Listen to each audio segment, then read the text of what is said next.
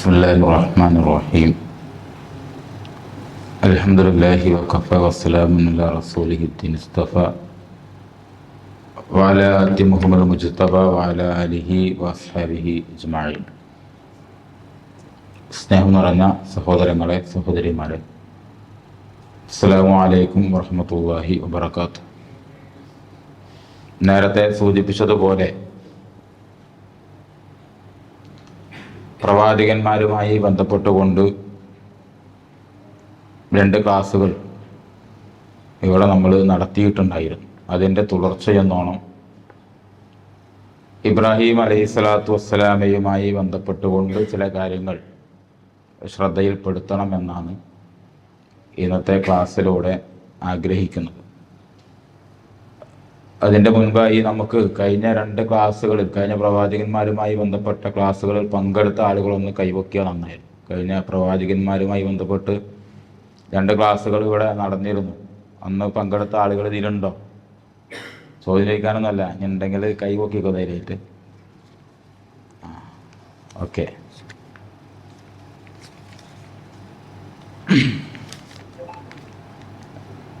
അപ്പോൾ നമുക്ക് ഇബ്രാഹിം അലൈഹിസ്സലാത്തു വസ്സലാമയുമായി ബന്ധപ്പെട്ടുകൊണ്ട് പറയുമ്പോൾ ധാരാളം ഓർമ്മകൾ നമ്മുടെ മനസ്സിലേക്ക് വരും. ഓരോ വർഷവും നമ്മൾ ഹജ്ജിൻ്റെ സമയത്ത്, ബലിപെരുന്നാളിൻ്റെയൊക്കെ സമയത്ത് ഇബ്രാഹിം അലൈഹിസ്സലാത്തു വസ്സലാമയെക്കുറിച്ച് കേൾക്കാറുണ്ട്.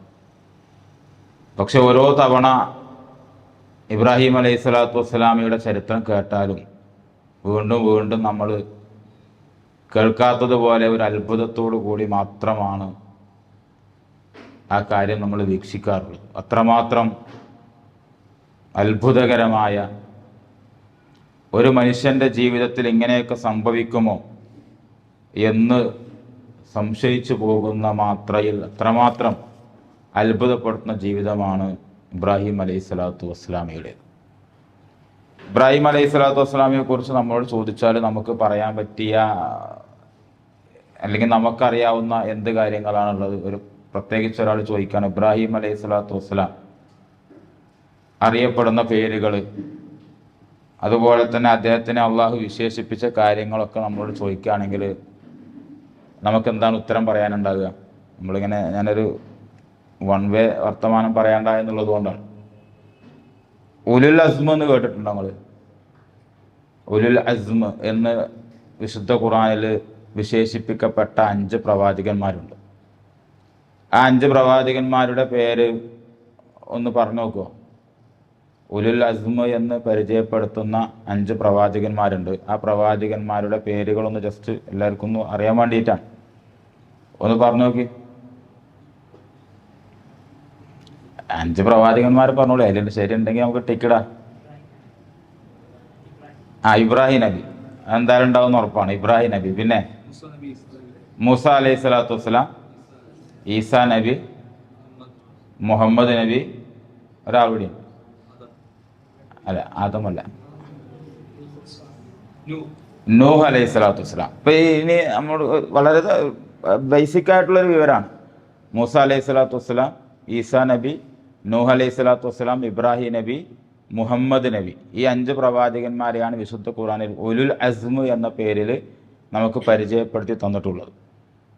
അതുപോലെ തന്നെ ഇബ്രാഹിം നബിയെ പറയുന്ന മറ്റൊരു പേരാണ് അബുൽ അംബിയ എന്ന് പറഞ്ഞാൽ പ്രവാചകന്മാരുടെ പിതാവ് എന്ന പേരിലും ഇബ്രാഹിം അലൈഹി സ്വലാത്തു വസ്സലാം അറിയപ്പെടാറുണ്ട്. ഇബ്രാഹിം അലൈഹി സ്വലാത്തു വസ്സലാമയെ കുറിച്ച് നമുക്കറിയാവുന്ന ചില വിശേഷണങ്ങളുണ്ട്. അതിലേറ്റവും പ്രധാനപ്പെട്ട ഒരു വിശേഷണം എന്താ? ഖലീലുള്ള എന്ന് പറയുന്നത്. എന്താ ഖലീലുള്ള എന്ന് പറഞ്ഞാൽ? അള്ളാഹുവിൻ്റെ കൂട്ടുകാരനായി വിശേഷിപ്പിക്കപ്പെട്ട ഒരാൾ. ആര് കൂട്ടുകാരൻ? പടച്ച റബ്ബിൻ്റെ കൂട്ടുകാരൻ. അപ്പം അത് നമുക്കറിയാവുന്ന ഒരു പേരാണ്. പിന്നീട് വിശേഷണങ്ങളുണ്ട് ഇബ്രാഹിം അലൈഹി സ്വലാത്തു വസ്സലാമക്ക്. വിശുദ്ധ ഖുർആൻ പറയുന്ന വളരെ പ്രധാനപ്പെട്ട ഒരു വിശേഷണമാണ് അദ്ദേഹം ഒരു ഉമ്മത്തായിരുന്നു. ഉമ്മത്ത് എന്നാണ് വാക്ക് കേട്ടിട്ടുണ്ടോ? എന്താ ഉമ്മത്ത് എന്ന് പറഞ്ഞാൽ? ഒരു സമൂഹം, ഒരു സമുദായമായിരുന്നു. ഒരു മനുഷ്യനെ കുറിച്ചിട്ട് അള്ളാഹ് പറയാണ് അദ്ദേഹം ഒരു ഉമ്മത്തായിരുന്നു. എന്താണ് ഉമ്മത്ത് എന്ന് പറഞ്ഞാൽ? അപ്പോൾ ഒരു ഉമ്മത്ത് ചെയ്യേണ്ട ദൗത്യങ്ങൾ, ഉത്തരവാദിത്തങ്ങൾ, ബാധ്യതകൾ ഒരു മനുഷ്യൻ ഒറ്റയ്ക്ക് ചെയ്തു എന്നുള്ളതാണ് ഇബ്രാഹിം അലൈഹി സ്വലാത്തു വസ്സലാമയുടെ ഏറ്റവും വലിയ പ്രത്യേകത. അപ്പോൾ അതുകൊണ്ട് തന്നെ അള്ളാഹു വിശേഷണം നൽകുന്നത് ഇബ്രാഹിം നബി കാന ഉമ്മ, ഒരു ഉമ്മത്തായിരുന്നു. അദ്ദേഹം ഒറ്റയ്ക്ക് തന്നെ. ഇപ്പോൾ നമുക്കൊക്കെ ഒരാൾ എന്തെങ്കിലും നമ്മളൊരു പണിയെടുക്കണമെങ്കിൽ നമ്മുടെ അപ്പുറത്തും ഇപ്പുറത്തൊക്കെ ആൾ വേണം, ആരെങ്കിലുമൊക്കെ നമ്മളെ സഹായിക്കാൻ വേണം, എന്നാലാണ് നമ്മളൊരു പണിക്കിറങ്ങുള്ളൂ. പക്ഷേ ഇബ്രാഹിം അലൈഹി സ്വലാത്തു വസ്സലാം ഒരു ഉമ്മത്ത് ചെയ്യേണ്ട, മുസ്ലിം സമുദായം ചെയ്യേണ്ട പണി ഒറ്റയ്ക്ക് ആരെയും കാത്തു നിൽക്കാതെ ചെയ്തു എന്നുള്ളത് കൊണ്ടാണ് ആ വിശേഷണം അദ്ദേഹത്തിന് പടച്ച റബ്ബ് നൽകുന്നത്. പിന്നീട് അദ്ദേഹത്തെക്കുറിച്ച് പറയുന്നതാണ് കാനിത്ത്. കുനൂത്ത് കേട്ടുക്കണം നിങ്ങൾ. അപ്പം കാനിത്ത് എന്ന് പറഞ്ഞാൽ എന്താ? അള്ളാഹു കുറേ ദൗത്യങ്ങൾ നൽകുമ്പോൾ ആ ദൗത്യങ്ങളൊക്കെ ഇങ്ങനെ വളരെ കൃത്യമായി നിർവഹിച്ചു കൊണ്ടിരിക്കുകയാണ്, എല്ലാ പരീക്ഷണങ്ങളെയും അതിജയിച്ചു കൊണ്ടിരിക്കുകയാണ്. പക്ഷെ ആ സമയത്തും അതിശക്തമായ വിനയത്തോട് കൂടിയിട്ടാണ് അദ്ദേഹം മുന്നോട്ട് പോയിരുന്നത്. അതുകൊണ്ട് അദ്ദേഹത്തിന് അള്ളാഹ് പറയുന്നത് അദ്ദേഹം കാനിത്തായ ഒരു മനുഷ്യനാണ് എന്നുള്ളതാണ്. പിന്നീട് ഇബ്രാഹിം അലൈഹി സ്വലാത്തു വസ്സലാമിനെ കുറിച്ച് പറയുന്നത് ഹനീഫ്. ഹനീഫ് എന്നുള്ള വാക്ക് നമ്മൾ കേട്ടിട്ടുണ്ടോ? ഹനീഫ് നമ്മളെല്ലാ ദിവസവും ചൊല്ലുന്നതാണ്. വജ്ജഹത്ത് ചൊല്ലുമ്പോൾ ഹനീഫൻ മുസ്ലിമൻ. എന്താ ഹനീഫൻ എന്ന് പറഞ്ഞാൽ? ഋജുമാനസൻ. അപ്പം എന്താ ഋജുമാനസൻ എന്ന് പറഞ്ഞാൽ നേരെ സഞ്ചരിക്കുന്ന ആൾ. ഇപ്പം സമുദായം നമ്മളൊക്കെ എങ്ങനെ സഞ്ചരിച്ചാലും അള്ളാഹു എന്താണോ പറയുന്നത് ആ മാർഗത്തിലൂടെ ആരില്ലെങ്കിലും ഒറ്റക്കാണെങ്കിലും വേറിട്ട വഴിയിലൂടെ സഞ്ചരിക്കുന്ന വ്യക്തി എന്നുള്ളത് കൊണ്ടാണ് അള്ളാഹു അദ്ദേഹത്തിന് ഹനീഫൻ എന്ന പേര് നൽകുന്നത്. അപ്പം ഇങ്ങനെ കുറേ വിശേഷണങ്ങൾ, ഞാൻ അതിൻ്റെ കുറേ വിശദാംശങ്ങളിലേക്ക് പോകാൻ നമുക്ക് സമയമില്ല. ഇങ്ങനെ കുറേ വിശേഷണങ്ങൾ അള്ളാഹു സുബ്ഹാനഹു വ തആല വിശുദ്ധ ഖുർആനിലൂടെ ഇബ്രാഹിം അലൈഹി സ്വലാത്തു വസ്സലാമക്ക് നൽകുന്നുണ്ട്. അതുകൊണ്ട് തന്നെ ഇബ്രാഹിം അലൈഹി സ്വലാത്തു വസ്സലാം ലോകത്ത് എല്ലാവരാലും അംഗീകരിക്കപ്പെടുന്ന ഒരു പ്രവാചകനാണ്. യഹൂദർ പറയും, ജൂതന്മാർ പറയും ഇബ്രാഹിം നബി ഞങ്ങളുടെ പ്രവാചകനാണ്. നസ്രാണികൾ അഥവാ ക്രിസ്ത്യാനികൾ പറയും ഇബ്രാഹിം നബി ഞങ്ങളുടെ പ്രവാചകനാണ്. പക്ഷെ അള്ളാഹ് തിരുത്താണ്, ഇത് നിങ്ങളുടെ പ്രവാചകനൊന്നുമല്ല. മാക്കാന ഇബ്രാഹിമ യഹൂദിയൻ വല നസ്രാണിയൻ. ഇബ്രാഹിം പ്രവാചകൻ നസ്രാണിയോ യഹൂദിയോ ഒന്നും അല്ല, നല്ല കറകളഞ്ഞ ഋജുമാനസനായ മുസ്ലിമാണ് എന്ന് വിശുദ്ധ ഖുർആനിലൂടെ അള്ളാഹ് പറയുന്നുണ്ട്. അപ്പോൾ ഇബ്രാഹിം അലൈഹി സ്വലാത്തു വസ്സലാമയുടെ കഥ നമ്മൾ കുറേ കാലമായി കേൾക്കാൻ തുടങ്ങിയിട്ട് അതിൽ നിന്നും എന്ത് പാഠമാണ് നമുക്ക് ഉൾക്കൊള്ളാനുള്ളത് എന്നതുമായി ബന്ധപ്പെട്ടുകൊണ്ട് ചില കാര്യങ്ങളാണ് ഞാൻ സംസാരിക്കാൻ ആഗ്രഹിക്കുന്നത്. നമ്മളോട് വിശുദ്ധ ഖുർആനിൽ അള്ളാഹ് പറയുന്നത് മനുഷ്യ കുടുംബത്തിൻ്റെ പിതാവായിട്ട് ആരെയാണ് പരിചയപ്പെടുത്തിയത്? ആരെയാണ്? മനുഷ്യ കുടുംബത്തിൻ്റെ പിതാവ് ആരാ? ആദം അലൈഹി സ്വലാത്തു വസ്സലാമാണ്. പക്ഷെ വിശുദ്ധ ഖുർആനിൽ അള്ളാഹ് പറയുന്നുണ്ട് മില്ലത്ത് അബീക്കും ഇബ്രാഹിം, നിങ്ങൾ പിൻപറ്റേണ്ട മാതൃക എന്ന് പറയുന്നത്, പാത എന്ന് പറയുന്നത് മില്ലത്ത് അബീക്കും, നിങ്ങളുടെ പിതാവായ ഇബ്രാഹിം അലൈഹി സ്വലാത്തു വസ്സലാമിയുടെ മാർഗമാണ്. അപ്പോൾ എന്തുകൊണ്ടാണ് നമ്മുടെ പിതാവ് ആ മാർഗമാണ് നമ്മൾ പിൻപറ്റേണ്ടത് എന്ന് ഇബ്രാഹിം അലൈഹി സ്വലാത്തു വസ്സലാമയെ വെച്ചുകൊണ്ട് അള്ളാഹു പറയുന്നത് എന്ന് ചോദിച്ചാൽ, ജീവിതത്തിൽ അതിന് മാത്രം വ്യതിരിക്തതയുള്ള വ്യക്തിത്വമായിരുന്നു ഇബ്രാഹിം അലൈഹി സ്വലാത്തു വസ്സലാം എന്ന് നമുക്ക് കാണുവാൻ സാധിക്കും. ആദർശത്തിന് വേണ്ടി, അള്ളാഹുവിൻ്റെ ദീനിന് വേണ്ടി, ആ ദീനിൻ്റെ ഉയർച്ചയ്ക്ക് വേണ്ടി ശക്തമായി നിലകൊള്ളുകയും ആ മാർഗത്തിലുള്ള എല്ലാ പരീക്ഷണങ്ങളെയും വളരെ നിശ്ചയദാർഢ്യത്തോടുകൂടി വിശ്വാസത്തിൻ്റെ കരുത്തോടു കൂടിയിട്ട് അതിജയിക്കാൻ ഇബ്രാഹിം അലൈഹി സ്വലാത്തു വസ്സലാമക്ക് കഴിഞ്ഞു എന്നുള്ളത് കൊണ്ടാണ് മില്ലത്ത് അബീക്കും ഇബ്രാഹിം, ഈ ഇബ്രാഹിം അലൈഹി സ്വലാത്തു വസ്സലാമയുടെ പാതയാണ് നിങ്ങൾ പിൻപറ്റേണ്ടത് എന്ന് അള്ളാഹു നമ്മളോട് പറയുന്നത്. അപ്പോൾ എങ്ങനെയായിരുന്നു ഇബ്രാഹിം അലൈഹി സ്വലാത്തു വസ്സലാമയുടെ ജീവിതം എന്ന് നമ്മൾ പഠിക്കുമ്പോൾ, അദ്ദേഹം ജനിച്ചത് ഒരു പൂജാരി കുടുംബത്തിലാണ്. ഏതോ ഒരു താഴ്ന്ന പതിതനായ കീഴാളനായ ഒരു കുടുംബത്തിലല്ല അദ്ദേഹം ജനിച്ചത്. ആ നാട്ടിൽ പേരും പ്രശസ്തിയുമില്ല ഉള്ള, എല്ലാവരാലും അംഗീകരിക്കപ്പെടുന്ന പുരോഹിത കുടുംബത്തിലാണ് ഇബ്രാഹിം അലൈഹി സ്വലാത്തു വസ്സലാം ജനിച്ചത്. അദ്ദേഹത്തിൻ്റെ പിതാവിന് ആളുകൾക്കിടയിൽ വലിയ സ്വാധീനമുണ്ടായിരുന്നു. അവിടെ ബിംബങ്ങളുടെ ഹോൾസെയിൽ നടത്തിയിരുന്ന കച്ചവടക്കാരനായിരുന്നു ഇബ്രാഹിം അലൈഹി സ്വലാത്തു വസ്സലാമിയുടെ പിതാവ് ആസറിനെ കുറിച്ച് ചരിത്രത്തിൽ പറയുന്നത്. അതുകൊണ്ട് പുരോഹിതന്മാരുടെ താല്പര്യങ്ങൾക്കനുസരിച്ച് പോകുന്നത് കൊണ്ട് തന്നെ ആ കുടുംബത്തിന് വലിയ സ്വാധീനം ആ നാട്ടിലുണ്ടായിരുന്നു. അങ്ങനെയുള്ള സമയത്താണ് ഇബ്രാഹിം അലൈഹി സ്വലാത്തു വസ്സലാം തൻ്റെ ദൗത്യവുമായിക്കൊണ്ട്, ദൗഹീദുമായിക്കൊണ്ട് തൻ്റെ പിതാവിൻ്റെ അടുക്കലേക്ക് ചെല്ലുന്നത്. ഒന്ന് അഡ്ജസ്റ്റ് ചെയ്തിരുന്നെങ്കിൽ ഇബ്രാഹിം അലൈഹി സ്വലാത്തു വസ്സലാമുക്ക് ജീവിതത്തിൽ ഒരു പ്രയാസമില്ലാതെ നല്ല സുന്ദരമായ ഭൗതിക സാഹചര്യങ്ങളും സംവിധാനങ്ങളും ഉപയോഗപ്പെടുത്തി ആ നാട്ടിലെ വലിയ ഒരാളായിട്ട് അദ്ദേഹത്തിന് ജീവിക്കാമായിരുന്നു. പക്ഷെ അദ്ദേഹം അതല്ല തീരുമാനിച്ചത്. അദ്ദേഹം തൻ്റെ ഭൗതികമായ ജീവിതത്തിനപ്പുറത്ത് അള്ളാഹുവിൻ്റെ ഇഷ്ടം എന്താണോ ആ ഇഷ്ടം അനുസരിച്ചു കൊണ്ട് ഞാൻ ജീവിക്കും എന്ന് തീരുമാനിച്ചുകൊണ്ടാണ് ഇബ്രാഹിം അലൈഹി സ്വലാത്തു വസ്സലാം തൻ്റെ പ്രബോധന പ്രവർത്തനത്തിലേക്ക് ഏർപ്പെടുന്നത്. പിതാവിൻ്റെ അടുത്ത് ചെന്നു. പിതാവിനോട് ചോദിച്ചു, പിതാവെ, എന്താണ് ഈ ചെയ്യുന്നത്? എന്തിനെയാണ് ഈ ആരാധിക്കുന്നത്? എന്തിനെയാണ് ഈ ഉണ്ടാക്കുന്നത്? എന്തിനെയാണ് ഈ വിൽപ്പന നടത്തിക്കൊണ്ടിരിക്കുന്നത്? ഇത് തികച്ചും മോശപ്പെട്ട ഒരു വസ്തുതയല്ലേ, സംഗതിയല്ലേ? ഇതൊരിക്കലും അംഗീകരിക്കപ്പെടാൻ പറ്റാത്തതല്ലേ എന്ന് പറഞ്ഞ് പിതാവിനോട് തർക്കിക്കുന്ന ഇബ്രാഹിം അലൈഹി സ്വലാത്തു വസ്സലാമയെ നമുക്ക് കാണാൻ പറ്റും. അങ്ങനെ തർക്കം മൂത്ത് അവസാനം ഇബ്രാഹിം അലൈഹി സ്വലാത്തു വസ്സലാമയുടെ പിതാവ് പറയുന്നുണ്ട്, നിനക്ക് ഇതുമായി സഹകരിച്ചു പോകാൻ സാധിക്കുന്നില്ല എങ്കിൽ നിന്നെ ഞാൻ ഇവിടെ നാട്ടി പുറത്താക്കും. നീ വീട്ടിൽ താമസിക്കേണ്ടവനല്ല, നിന്നെ എറിഞ്ഞു പുറത്താക്കാന്നാ പറഞ്ഞത്. നിന്നെ ഇവിടുന്ന് അത്രമാത്രം വെറുത്ത് എറിഞ്ഞ് ഞാൻ നിന്നെ ഈ വീട്ടിൽ നിന്നും പുറത്താക്കാൻ പോവുകയാണ് എന്ന് ഇബ്രാഹിം അലൈഹി സ്വലാത്തു വസ്സലാമയോട് സ്വന്തം പിതാവ് പറയാൻ. എന്നിട്ടും അഡ്ജസ്റ്റ്മെന്റിൽ നിന്നില്ല. പിതാവിനോട് പറയാൻ, അങ്ങനെയാണെങ്കിൽ അങ്ങനെ, പക്ഷേ താങ്കൾ ചെയ്തുകൊണ്ടിരിക്കുന്ന ഈ ഷിർക്കിനോട്, ബഹുദൈവത്വത്തോട് അഡ്ജസ്റ്റ്മെന്റ് ചെയ്യാൻ എനിക്ക് സാധ്യമല്ല, ഞാൻ പോകാൻ തന്നെ തീരുമാനിച്ചിരിക്കുകയാണ് എന്ന് പറഞ്ഞുകൊണ്ട് അദ്ദേഹം അവിടെ നിന്നും വീട് വിട്ടിറങ്ങുക. ഒരു മനുഷ്യനെ സംബന്ധിച്ചിടത്തോളം അവരെ വീട്, നാട് എന്നൊക്കെ പറയുന്നത് വല്ലാത്തൊരു വികാരമാണ്. അതുകൊണ്ടാണ് നമ്മൾ താൽക്കാലികമായി ഗൾഫിലേക്ക് യാത്ര പോകുന്ന ആളുകൾ പോലും ചിലപ്പോൾ 2 കൊല്ലത്തിനോ 1 കൊല്ലത്തിനോ ഒക്കെ ആയിരിക്കും വീട് വിട്ട് ഇറങ്ങിപ്പോകുന്ന സമയത്ത് അവിടെ ഉണ്ടാകുന്ന വികാര നിർഭരമായ നിമിഷങ്ങൾ നമ്മൾ കാണാറുണ്ട്.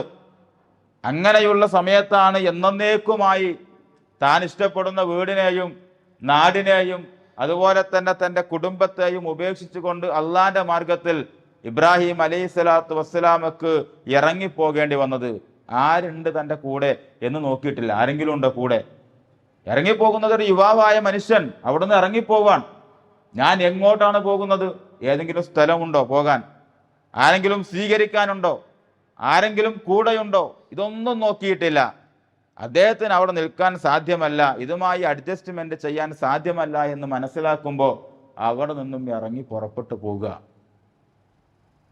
ആരോടും ചോദിക്കുന്നൊന്നുമില്ല. പിതാവിനോട് പറയുന്നുണ്ട്. പിതാവിനോട് പറഞ്ഞുകൊണ്ട് ഞാനിതാ പോകുന്നു. ഇന്നി ദാഹിബുന്നില റബ്ബി സൈഹദീൻ, ഞാൻ അള്ളാന്റെ മാർഗത്തിലാണ് പോണത്. അതുകൊണ്ട് എൻ്റെ റബ്ബ് എനിക്ക് എന്തെങ്കിലും മാർഗം കാണിച്ചു തരും. ഇതാണ് ഒരാളുടെ വിശ്വാസം എന്ന് പറയുന്നത്. ആ ഇറങ്ങിപ്പോകുന്ന സമയത്തും ഞാൻ എൻ്റെ റബ്ബിൻ്റെ മാർഗത്തിലാണ്, അതുകൊണ്ട് എൻ്റെ റബ്ബ് എനിക്ക് എന്തെങ്കിലും ഒരു മാർഗം കാണിച്ചു തരുമെന്ന് പറഞ്ഞുകൊണ്ട് സ്വന്തം വീട്ടിൽ നിന്നും ഇറങ്ങി പുറപ്പെടുന്ന ഇബ്രാഹിം അലൈഹി സ്വലാത്തു വസ്സലാം പിന്നീട് എങ്ങോട്ടാ പോകുന്നത്? പിന്നീട് പോകുന്നത് ജനങ്ങൾക്കിടയിലേക്കാണ്. ആ കാലഘട്ടത്തിൽ ജീവിച്ചിരുന്ന ജനങ്ങളെക്കുറിച്ച് പറയുന്നത് ബഹുദൈവത്വത്തെ ജീവിതത്തിന്റെ അടിസ്ഥാനമാക്കിയ ഒരു ജനതയായിരുന്നു അത്. ബഹുദൈവത്വം മാത്രം, ശിർക്കൻ ആചാരങ്ങളുമായി ജീവിക്കുന്ന ഒരു ജനതയുടെ അടുക്കലേക്കാണ് ഇബ്രാഹിം അലൈഹി സ്വലാത്തു വസ്സലാം പിതാവിൽ നിന്നും ഇറങ്ങി പുറപ്പെട്ട് പിന്നീട് പോകുന്നത് എന്ന് കാണുവാൻ സാധിക്കും. അവരുമായിട്ട് സംവാദത്തിൽ ഏർപ്പെടുന്നു, അവരുമായി തർക്കത്തിൽ ഏർപ്പെടുന്നു, രാജാവുമായി തർക്കത്തിൽ ഏർപ്പെടുന്നു. ഇങ്ങനെ അവർ ആരാധിച്ചു കൊണ്ടിരിക്കുന്ന ബിംബങ്ങളെക്കുറിച്ച് അതിൻ്റെ പൊള്ളത്തരങ്ങൾ വളരെ കൃത്യമായിക്കൊണ്ട് അവർക്ക് പഠിപ്പിച്ചു കൊടുക്കുകയാണ്. ഞാൻ അതിൻ്റെ വിശദാംശങ്ങളിലേക്ക് പോകുന്നില്ല, നമ്മൾ കേൾക്കുന്ന സംഗതി ആയതുകൊണ്ട്. സൂര്യനെ ചൂണ്ടി ചന്ദ്രനെ ചൂണ്ടി ഇതാണ് എൻ്റെ ദൈവം എന്നൊക്കെ പറയുന്നുണ്ട്. ഇങ്ങനെ അവർ ചെയ്തുകൊണ്ടിരിക്കുന്ന പൊള്ളത്തരങ്ങൾ അവർക്ക് മുന്നിൽ കൃത്യമായി അനാവരണം ചെയ്യുന്ന തരത്തിലുള്ള നാടകം അദ്ദേഹം കളിക്കുന്നുണ്ട്. ഇങ്ങനെ മുന്നോട്ട് പോയി അവസാനം അദ്ദേഹത്തിന് മനസ്സിലാകുന്നുണ്ട് ഇതുകൊണ്ടൊന്നും അവസാനിക്കൂല.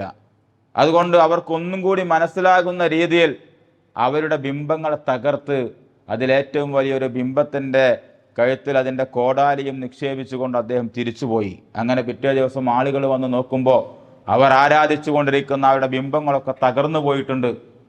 അവർ ആകെ അത്ഭുതപ്പെട്ട് പരിഭ്രാന്തരായി അങ്ങോട്ടും ഇങ്ങോട്ടും അന്വേഷിച്ചു, ആരാണിത് ചെയ്തത് നമ്മളെ ബിംബങ്ങളോട്? ആരാണ് ഈ പണി ഒപ്പിച്ചത്? അപ്പൊ ആരോ പറഞ്ഞു, യുക്കാലുലഹു യുദ്ക്കറുഹു യുക്കാലുലഹു ഇബ്രാഹിം. അതൊരു ചെറുപ്പക്കാരനാണ്, ഇബ്രാഹിം എന്ന പേരുള്ള ഒരു ചെറുപ്പക്കാരൻ. ആ ചെറുപ്പക്കാരൻ ചെയ്ത പണിയാണ്. അദ്ദേഹത്തെ വിളിച്ചു കൊണ്ടുവന്നു, അദ്ദേഹത്തിൻ്റെ മുന്നിൽ നിർത്തിയിട്ട് ചോദിക്കുകയാണ്, താങ്കളാണോ ഇത് ചെയ്തത്? അപ്പോൾ ഇബ്രാഹിം അലൈഹി സ്വലാത്തു വസ്സലാം പറഞ്ഞു, അതാ ആ ദൈവം നിൽക്കുന്നുണ്ടല്ലോ, അദ്ദേഹത്തിനോട് ചോദിച്ചു നോക്ക്, ആ ദൈവം ഉത്തരം പറയട്ടെ. ചിലപ്പോൾ അദ്ദേഹം അതെന്നെ വെട്ടി പരിക്കേൽപ്പിച്ചതായിരിക്കാം, തകർത്തതായിരിക്കാം. ഇങ്ങനെ പറയുമ്പോൾ അവർക്ക് സഹിക്കുന്നില്ല. അവർ പരിഹാസം കൊണ്ട് അവർ പറയാന്ന്, നമ്മൾ ഇങ്ങനെ മുന്നോട്ട് പോയിട്ട് കാര്യമില്ല. അവർ കൂട്ടമായിട്ട് പറഞ്ഞു, കാലു ഹർരിഖൂഹു വൻസുറു, അദ്ദേഹത്തെ ചുട്ട് കരിച്ച് കളയുവിൻ, ഇനി അദ്ദേഹത്തിന് ഇവിടെ ജീവിക്കാനുള്ള അവസരം കൊടുക്കരുത്. വൻസുറു ആലിഹതകും ഇൻ കുൻതും ഫായിലീൻ, നമ്മളെ ദൈവങ്ങളെ നമുക്ക് സഹായിക്കണം. അതിൻ്റെ ഒരു വിഡ്ഢിത്തരം എത്രയും നിങ്ങൾ ആലോചിച്ച് നോക്കി. ദൈവങ്ങളെ സഹായിക്കുകയാണ് മനുഷ്യർ. എന്നിട്ട് അവർ പറയാൻ, നമുക്ക് ഇനി അദ്ദേഹത്തെ ചുട്ടുകരിച്ച് കളയല്ലാതെ വേറെ മാർഗമില്ല. അങ്ങനെ അദ്ദേഹത്തെ ചുട്ടുകരിക്കാൻ വേണ്ടിയിട്ട് വലിയ തീക്കുണ്ടാരം ഒരുക്കിയിട്ടുണ്ട്, വലിയ തീക്കുണ്ടാരം. ആ തീക്കുണ്ടാരത്തിൻ്റെ പരിസരത്തേക്ക് ഒരാൾക്ക് പോലും നടന്നു പോവുക സാധ്യമല്ല. അതിൻ്റെ പരിസരത്തിലൂടെ പറവകൾ പാറിപ്പോകുന്നുണ്ടെങ്കിൽ അതിൻ്റെ ചൂടേറ്റ് അതുപോലും അതിലേക്ക് പതിച്ചുകൊണ്ടിരിക്കുമാറ് ചൂട് കത്തിജ്വലിക്കുന്ന ഒരു തീയാണ് ഇബ്രാഹിം അലൈഹിസ്സലാത്തു വസ്സലാമയെ ചുട്ടുകരിക്കാൻ വേണ്ടിയിട്ട് അവിടെ തയ്യാറാക്കിയിട്ടുള്ളത്. എന്നിട്ട് അദ്ദേഹത്തെ ആ തീയിലേക്കിടാൻ അവർ കാണിക്കുന്ന മാർഗം, മിൻജനീക്ക് എന്ന് പറയുന്ന ഒരു വാഹനത്തിൽ അദ്ദേഹത്തെ കയറ്റിയിട്ട് അതിലേക്ക് തള്ളിവിടുക. ഇങ്ങനെ തള്ളിവിടാൻ നിൽക്കുന്ന സമയത്താണ് അദ്ദേഹത്തിൻ്റെ അടുക്കൽ ജിബ്രീൽ അലൈഹിസ്സലാത്തു വസ്സലാം വന്നുകൊണ്ട്, മനുഷ്യവേഷത്തിൽ വന്നുകൊണ്ട് ചോദിക്കുന്നുണ്ട്, ആലക ഫീ ഹാജ, താങ്കൾക്ക് എന്തെങ്കിലും സഹായം ആവശ്യമുണ്ടോ? ഞാൻ സഹായിക്കേണ്ടതുണ്ടോ? മനുഷ്യന്റെ രൂപത്തിൽ വന്നുകൊണ്ട് ചോദിക്കാൻ. ആ സമയത്ത് ഇബ്രാഹിം അലൈഹിസ്സലാത്തു വസ്സലാം പറയുന്നത്, ഞാൻ ഈ അനുഭവിക്കുന്ന ഈ പ്രയാസത്തെക്കുറിച്ച് എൻ്റെ നാഥിന് നന്നായിട്ടറിയാം. ഇന്നി ദാഹിബുൻ ഇലാ റബ്ബി സയഹ്ദീൻ, എൻ്റെ റബ്ബിൻ്റെ മാർഗത്തിൽ ഇറങ്ങിപ്പുറപ്പെട്ട എന്നെ സംബന്ധിച്ചിടത്തോളം എനിക്ക് വേറെ ഒരാളുടെയും സഹായം ആവശ്യമില്ല. എൻ്റെ റബ്ബിന് എൻ്റെ അവസ്ഥയെക്കുറിച്ച് അറിയും. അതുകൊണ്ട് എൻ്റെ റബ്ബ് അതിനെന്തെങ്കിലും ഒരു പരിഹാരം എനിക്ക് കാണിച്ചു തരുമെന്ന ആത്മവിശ്വാസത്തോട് കൂടിയിട്ട്, അതാണ് വിശ്വാസം എന്ന് പറയുന്നത്. നമുക്ക് എന്തെങ്കിലും സംഭവിക്കുന്നത് ആകെ ബേജാറായി, ഇതെന്തേ ഇങ്ങനെയായി പോയി എന്നാലോചിക്കലല്ല. ആ സമയത്ത് പോലും എൻ്റെ റബ്ബ് എൻ്റെ മുൻപിലുണ്ട്, എൻ്റെ റബ്ബ് എനിക്ക് എന്തെങ്കിലും മാർഗം കാണിച്ചു തരും എന്ന വിശ്വാസത്തോട് കൂടിയിട്ട് ജിബ്രീലിനോട് പറയാൻ. ഇത് ജിബ്രീലാണെന്നൊന്നും അദ്ദേഹത്തിന് അറിയില്ല. അദ്ദേഹം പറയാൻ, എനിക്കൊരാളുടെയും ആവശ്യമില്ല. ഹസ്ബി അല്ലാഹു വ നിഅമൽ വക്കീൽ, എനിക്കെൻ്റെ റബ്ബുണ്ട്, പടച്ച റബ്ബുണ്ട്. അതിനേക്കാൾ വലിയ വക്കീലൊന്നും എൻ്റെ ജീവിതത്തിൽ ഒരാളും ആകേണ്ടതില്ല. എൻ്റെ റബ്ബ് എനിക്ക് എന്തെങ്കിലും മാർഗം കാണിച്ചു തരും എന്ന് പറയുന്ന ഇബ്രാഹിം അലൈഹിസ്സലാത്തു വസ്സലാമയെ നമുക്ക് കാണാൻ പറ്റും. അവിടെ പിന്നീട് ചരിത്രം ഞാൻ പറയേണ്ട ആവശ്യമില്ല. ആ ചുട്ടുപൊള്ളുന്ന തീ, ആ തീക്കുണ്ടാരം അള്ളാഹു തണുപ്പാക്കി കൊടുക്കുകയാണ്. എല്ലാവരും അത്ഭുതപ്പെട്ടു. അദ്ദേഹത്തെ തീയിലേക്ക് വലിച്ചെറിയുന്നു. അദ്ദേഹത്തിന് തീയിൻ്റെ ചൂടനുഭവിക്കാതെ തണുപ്പനുഭവിച്ച് അദ്ദേഹം വളരെ സുന്ദരമായി അതിൽ നിന്നും കയറിപ്പോരുന്നത് നമ്മൾ കണ്ടു. അപ്പോൾ ഈ ജീവിതത്തിൽ ഈ തുടക്കത്തിൽ തന്നെ 2 പരീക്ഷണങ്ങളെയാണ് ഇബ്രാഹിം അലൈഹിസ്സലാത്തു വസ്സലാം അദ്ദേഹം അഭിമുഖീകരിക്കേണ്ടി വന്നത്. അവിടെ തീർന്നു. പിന്നീട് അദ്ദേഹം പോകുന്നത് അതിനേക്കാൾ വലിയൊരു പരീക്ഷണത്തിലേക്കാണ്. തൻ്റെ കുടുംബവുമായിട്ട് ഇങ്ങനെ ജീവിതം ആരംഭിച്ചിരിക്കുന്ന ഒരു മകനുണ്ടായിരിക്കുന്ന സമയത്താണ് അള്ളാഹു പറയുന്നത് സഞ്ചരിക്കാൻ, യാത്ര ചെയ്യാൻ, ആരുമില്ലാത്ത ഒരു മരുഭൂമിയിലാക്കി തിരിച്ചു പോരാൻ അവരെ. മനുഷ്യരുമില്ല. ആ ഒരു മനുഷ്യരുമില്ലാത്ത മരുഭൂമിയിലേക്ക് തൻ്റെ പിഞ്ചു പൈതലുമായി കൊണ്ട്, ഭാര്യയുമായി കൊണ്ട് യാത്ര പോകുന്ന ഇബ്രാഹിം അലൈഹിസ്സലാത്തു വസ്സലാം അങ്ങനെ മരുഭൂമിയിലെത്തിയിട്ട് അള്ളാഹിൻ്റെ കൽപ്പനയാണ്, നീ അവരെ ഉപേക്ഷിച്ചിട്ട് നീ തിരിച്ചു പോര്, നീ മറ്റു പ്രബോധന പ്രവർത്തനങ്ങളിൽ ഏർപ്പെട് എന്ന് പറയാൻ. ചെറിയ ഒരു കൈക്കുഞ്ഞുള്ള, അതുപോലെ തന്നെ ഭാര്യ, ഒരു സ്ത്രീ, അവർ ഒറ്റക്ക് നിർത്തിയിട്ട് തിരിച്ചു പോരുമ്പോൾ ചുറ്റുഭാഗത്തേക്കും കണ്ണോടിക്കുന്നുണ്ട്. ഒരാളെയും അവിടെ കാണാനില്ല. മനുഷ്യര് മാത്രമല്ല, അവിടെ വെള്ളമില്ല, ഭക്ഷിക്കാനുള്ള ഭക്ഷണമില്ല, ഒന്നുമില്ലാത്ത ഒരു മരുഭൂമിയിൽ അവരെ നിർത്തിക്കൊണ്ട് തിരിച്ചു പോരുമ്പോൾ ഇബ്രാഹിം അലൈഹിസ്സലാത്തു വസ്സലാമക്ക് ഭാര്യയോട് എന്താണ് പറയാ എന്നറിയില്ല. കാരണം അവിടെ നിർത്തി പോരുമ്പോൾ ആരെങ്കിലുമൊക്കെ സഹായിക്കാൻ വരുട്ടോ എന്ന് കാണിച്ചു കൊടുക്കാൻ പറ്റിയ ഒരാൾ പോലും ആ പരിസരത്ത് എവിടെയുമില്ല. ഇങ്ങനൊരു സാഹചര്യം. ഇപ്പം തിരിച്ചു പോരാൻ നിൽക്കുമ്പോൾ ഭാര്യ ചോദിക്കുന്നുണ്ട്, അല്ല, നിങ്ങൾ എന്നെയും കുട്ടിയെയും ഇവിടെ തനിച്ചാക്കിയിട്ട് പോവുകയാണോ? നിങ്ങൾ എന്താണൊന്നും പറയാത്തത്? ഇബ്രാഹിം അലൈഹിസ്സലാത്തു വസ്സലാമക്ക് പ്രത്യേകിച്ചൊന്നും പറയാനില്ല. അപ്പോൾ ഭാര്യയ്ക്ക് മനസ്സിലായി, ഉത്തരമില്ല എന്ന് മനസ്സിലാക്കിയപ്പോൾ ഭാര്യ ചോദിക്കുന്ന ഒരു ചോദ്യമുണ്ട്, അല്ലാഹു അമറക്, അള്ളാഹു പറഞ്ഞിട്ടാണോ ഞങ്ങളവിടെ നിർത്തിയത്? അപ്പോൾ ഇബ്രാഹിം അലൈഹിസ്സലാത്തു വസ്സലാം പറഞ്ഞു, അതെ, പടച്ച റബ്ബ് പറഞ്ഞതുകൊണ്ടാണ്. ആ സമയത്ത് ഭാര്യ പറയുന്ന ഒരു മറുപടിയുണ്ട്, എങ്കിൽ താങ്കൾ പോയിക്കൊള്ളുക, ഇതെല്ലാം യുദയന, പടച്ചോ ഞങ്ങളെ പ്രയാസപ്പെടുത്തൂല. ഇതാണ് ഈമാൻ എന്ന് പറയുന്നത്. ഇതാണ് വിശ്വാസം. ഒരു കൈക്കുഞ്ഞുമായിട്ട് ആ മരുഭൂമിയിൽ നിൽക്കുന്ന സമയത്ത് അള്ള അങ്ങനെയാണോ പറഞ്ഞത് എങ്കിൽ താങ്കൾ ധൈര്യമായി പോയിക്കൊള്ളൂ. പടച്ച റബ്ബ് അങ്ങനെ പറഞ്ഞിട്ടുണ്ടെങ്കിൽ ഞങ്ങളോടൊപ്പം ഉണ്ടാകുമെന്ന് ആത്മവിശ്വാസം നൽകിക്കൊണ്ട് ഇബ്രാഹിം അലൈഹിസ്സലാത്തു വസ്സലാമയെ പറഞ്ഞയക്കുമ്പോൾ അവിടെ തിരിഞ്ഞു നിന്ന് വൈകാരികമായി വികാര നിർഭരമായി ഇബ്രാഹിം അലൈഹിസ്സലാത്തു വസ്സലാം നടത്തുന്നൊരു പ്രാർത്ഥനയുണ്ട്. പടച്ചവനിലേക്ക് കൈകൾ ഉയർത്തിക്കൊണ്ട് റബ്ബന ഇന്നി അസ്കൻതു മിൻ ദുർരിയതി ബിവാദിൻ ഗൈരി ദി സർഇൻ ഇൻദ ബൈതിക്കൽ മുഹറം. പടച്ച റബ്ബേ, ഞാനിതാ എൻ്റെ കുട്ടിയെയും എൻ്റെ ഭാര്യയെയും ഇവിടെ തനിച്ചാക്കി തിരിച്ചു പോവുകയാണ്. ഒരു മനുഷ്യനില്ല ഇവിടെ. അവർക്ക് ഭക്ഷണത്തിന് അത് ലഭിക്കാനുള്ള ഒരു സംവിധാനവുമില്ല. അവർക്ക് വെള്ളം കുടിക്കാനുള്ള ഒരു സംവിധാനവും ഇവിടെ ഞാൻ കാണുന്നില്ല. നാഥ, എല്ലാവരാലും ആകർഷിക്കപ്പെടുന്ന, എല്ലാവരാലും വെറുപ്പെടുന്ന ഒരു സ്ഥലമാക്കി ഈ സ്ഥലത്തെ നീ മാറ്റുകയും അവർക്ക് നീ ഭക്ഷണം നൽകുകയും ചെയ്യണമേ തമ്പുരാനെ എന്ന് പ്രാർത്ഥിച്ചുകൊണ്ടാണ് ഇബ്രാഹിം അലൈഹിസ്സലാത്തു വസ്സലാം അവിടെ നിന്നും തിരിച്ചു പോകുന്നത് എന്ന് നമുക്ക് കാണുവാൻ സാധിക്കും. അപ്പോൾ ഞാൻ പറഞ്ഞു വന്നത്, ജീവിതത്തിന്റെ തുടക്കത്തിൽ തന്നെ പടച്ച റബ്ബിന് വേണ്ടിയിട്ട് സ്വന്തം വീടുപേക്ഷിക്കേണ്ടി വന്ന, നാടുപേക്ഷിക്കേണ്ടി വന്ന, അതുപോലെ തന്നെ തീക്കുണ്ടാരത്തിലേക്ക് ചാടി സ്വന്തം ജീവൻ തന്നെ അള്ളാന്റെ മാർഗത്തിൽ നൽകപ്പെടേണ്ടി വന്ന, അതിനുശേഷം സ്വന്തം കുടുംബത്തെ ആരോരുമില്ലാത്ത ഒരു മരുഭൂമിയിൽ നിർത്തി തിരിച്ചു പോരേണ്ടി വന്ന ഇബ്രാഹിം അലൈഹിസ്സലാത്തു വസ്സലാമയുടെ ഈമാനെ കുറിച്ചിട്ടാണ് നമ്മൾ ആലോചിക്കേണ്ടത്. അള്ളാന്റെ മാർഗത്തിൽ എത്രമാത്രം ത്യാഗസന്നദ്ധനായിരുന്നു എന്നതിനെ കുറിച്ചിട്ടാണ് നമ്മൾ ആലോചിക്കേണ്ടത്. ഇങ്ങനെയുള്ള ഇബ്രാഹിം അലൈഹിസ്സലാത്തു വസ്സലാമയോട് അള്ളാഹ് പറയുന്ന ഒരു വർത്തമാനമുണ്ട്. അതാണ് നമ്മളെ ഇരുത്തി ചിന്തിപ്പിക്കേണ്ടത്. അള്ളാഹ് പറയാൻ, ഇങ്ങനെയൊക്കെ പ്രയാസപ്പെടുന്ന, ഈ പരീക്ഷണങ്ങളൊക്കെയും അതിജയിച്ച, അള്ളാഹുവിന് വേണ്ടിയിട്ട് ഇതിലെല്ലാം വിജയിച്ച ഇബ്രാഹിം അലൈഹിസ്സലാത്തു വസ്സലാമയുടെ അള്ളാഹ് പറയാൻ, ഇത് ഖാല ലഹു റബ്ബുഹു അസ്ലിം. ഇബ്രാഹിമെ, നീ മുസ്ലിം ആയിട്ടില്ല. ഇപ്പോഴും നീ സമ്പൂർണനായ ഒരു മുസ്ലിമായി തീർന്നിട്ടില്ല. ആരോടെ ഈ പറയുന്നത്? ഈ ഇതൊക്കെയും അള്ളാന്റെ മാർഗത്തിൽ ചെയ്ത ഇബ്രാഹിം അലൈഹിസ്സലാത്തു വസ്സലാമയോടാ പറയുന്നത്. ഇപ്പോഴും നീ എൻ്റെ രേഖയിൽ മുസ്ലിമായി തീർന്നിട്ടില്ല, സമ്പൂർണ്ണ ഇസ്ലാമായി തീർന്നിട്ടില്ല. നമ്മൾ ആലോചിക്കേണ്ടത്, ഞാനും നിങ്ങളൊക്കെ മുസ്ലിങ്ങളാണെന്ന് പറഞ്ഞ് നടക്കുന്നവരാണ്. അതിന് നമ്മളടുത്തുള്ള തെളിവ് നമ്മുടെ റേഷൻ കാർഡും നമ്മളെ ID കാർഡും നമ്മളെ ആധാർ കാർഡും ഒക്കെയാണ്. അതിലൊക്കെ നമ്മൾ മുസ്ലിം മാപ്പിള എന്ന് എഴുതിയിട്ടുണ്ടാകും. ഇതുകൊണ്ട് നമ്മൾ പടച്ചോനടുത്ത് മുസ്ലിം ആകൂല എന്നാണ് ഈ ചരിത്രത്തിൽ നമുക്ക് ലഭിക്കുന്ന ഏറ്റവും വലിയ പാഠം. ഇത്രമാത്രം അള്ളാഹുവിൻ്റെ മാർഗത്തിൽ പ്രയാസപ്പെട്ട് ത്യാഗം സഹിച്ച ഇബ്രാഹിം അലൈഹിസ്സലാത്തു വസ്സലാമയോടാണ് പടച്ച റബ്ബ് പറയുന്നത്, ഇത് ഖാല ലഹു റബ്ബുഹു അസ്ലിം, നീ മുസ്ലിം ആകണം കേട്ടോ എന്ന് പറയുന്നത്. അങ്ങനെയാണെങ്കിൽ എന്നോടും നിങ്ങളോടൊക്കെ അള്ളാഹു എന്താണ് പറയേണ്ടത്? എങ്ങനെയാണ് അള്ളാഹുവിൻ്റെ ആ ലിസ്റ്റിൽ നമ്മൾ കയറി പറ്റുക? എന്തെങ്കിലും ത്യാഗം നമ്മുടെ ജീവിതത്തിൽ നമ്മൾ സഹിച്ചിട്ടുണ്ടോ? എന്നാൽ ഇത് കേൾക്കുമ്പോൾ ഇബ്രാഹിം അലൈഹിസ്സലാത്തു വസ്സലാം പറയുന്ന മറുപടി എന്താ? പടച്ചോനെ, നിന്റെ മാർഗത്തിലാണ് ഞാൻ വീട്ടിൽ നിന്ന് ഇറങ്ങിപ്പോന്നത്, തീകുണ്ടാരത്തിലേക്ക് ചാടേണ്ടി വന്നത്, അതുപോലെ തന്നെ ഭാര്യയെയും മകനെയും ഉപേക്ഷിക്കേണ്ടി വന്നത്. ഇനിയും ഞാൻ എന്താണ് ചെയ്യേണ്ടത് എന്ന ചോദ്യമല്ല ഇബ്രാഹിം അലൈഹിസ്സലാത്തു വസ്സലാം ചോദിക്കുന്നത്. മറിച്ച്, അങ്ങനെ പടച്ചോനെ, ഞാൻ മുസ്ലിം ആയിട്ടില്ലെങ്കിൽ ഖാല അസ്ലംതു ലിറബ്ബിൽ ആലമീൻ, ഞാൻ സമ്പൂർണനായി മുസ്ലിമാകാൻ ഞാൻ സന്നദ്ധനാണ് നാഥ എന്ന് ഇബ്രാഹിം അലൈഹിസ്സലാത്തു വസ്സലാം അവിടെ നിന്നുകൊണ്ട് പ്രഖ്യാപിക്കുകയാണ്.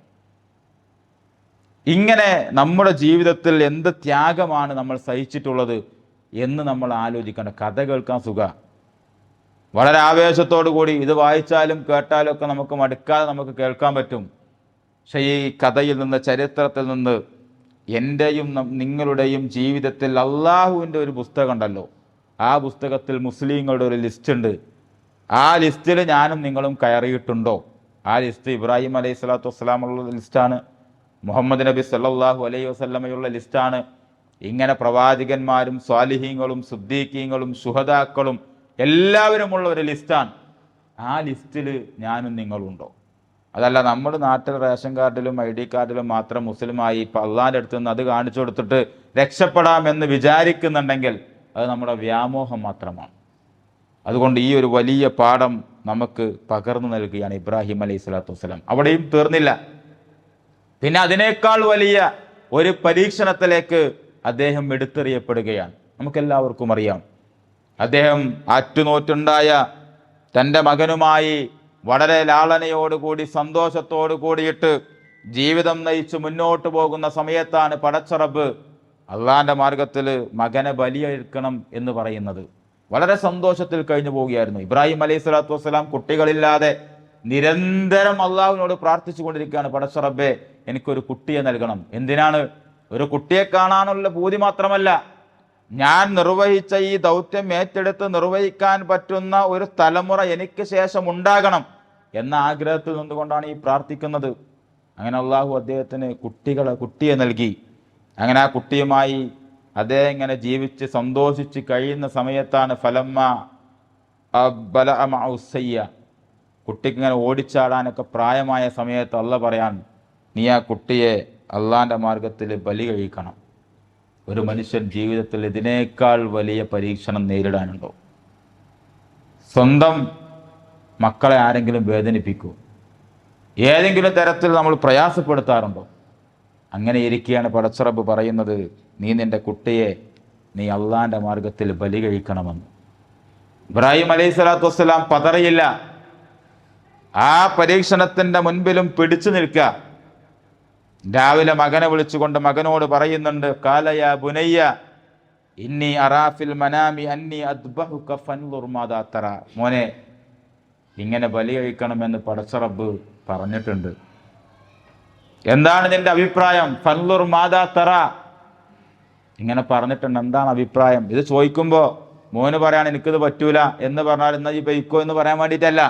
അത് പറ്റൂല എന്ന് പറഞ്ഞാലും ഇബ്രാഹിം അലൈഹി സ്വലാത്തു വസ്സലാമയുടെ ജീവിതം, അതുവരെയുള്ള ജീവിതം വെച്ച് നോക്കുമ്പോൾ അദ്ദേഹം അത് ചെയ്യും എന്നുള്ളത് ഉറപ്പാ. പക്ഷെ ഞാൻ വളർത്തുന്ന എൻ്റെ മകൻ എങ്ങനെയുള്ള മകനാണ് എന്ന് മനസ്സിലാക്കാൻ വേണ്ടിയിട്ട്, മാതാപിതാക്കൾ ഉദ്ദേശിക്കുന്ന രീതിയിൽ തന്നെയാണ് വളരുന്നത് എന്ന് മനസ്സിലാക്കാൻ വേണ്ടിയിട്ടാണ് ഈ ഒരു ചോദ്യം ഇബ്രാഹിം അലൈഹി സ്വലാത്തു വസ്സലാം തൻ്റെ പ്രിയപ്പെട്ട മകനോട് ചോദിക്കുന്നത്. മകൻ പറയുന്ന മറുപടിയുണ്ട്,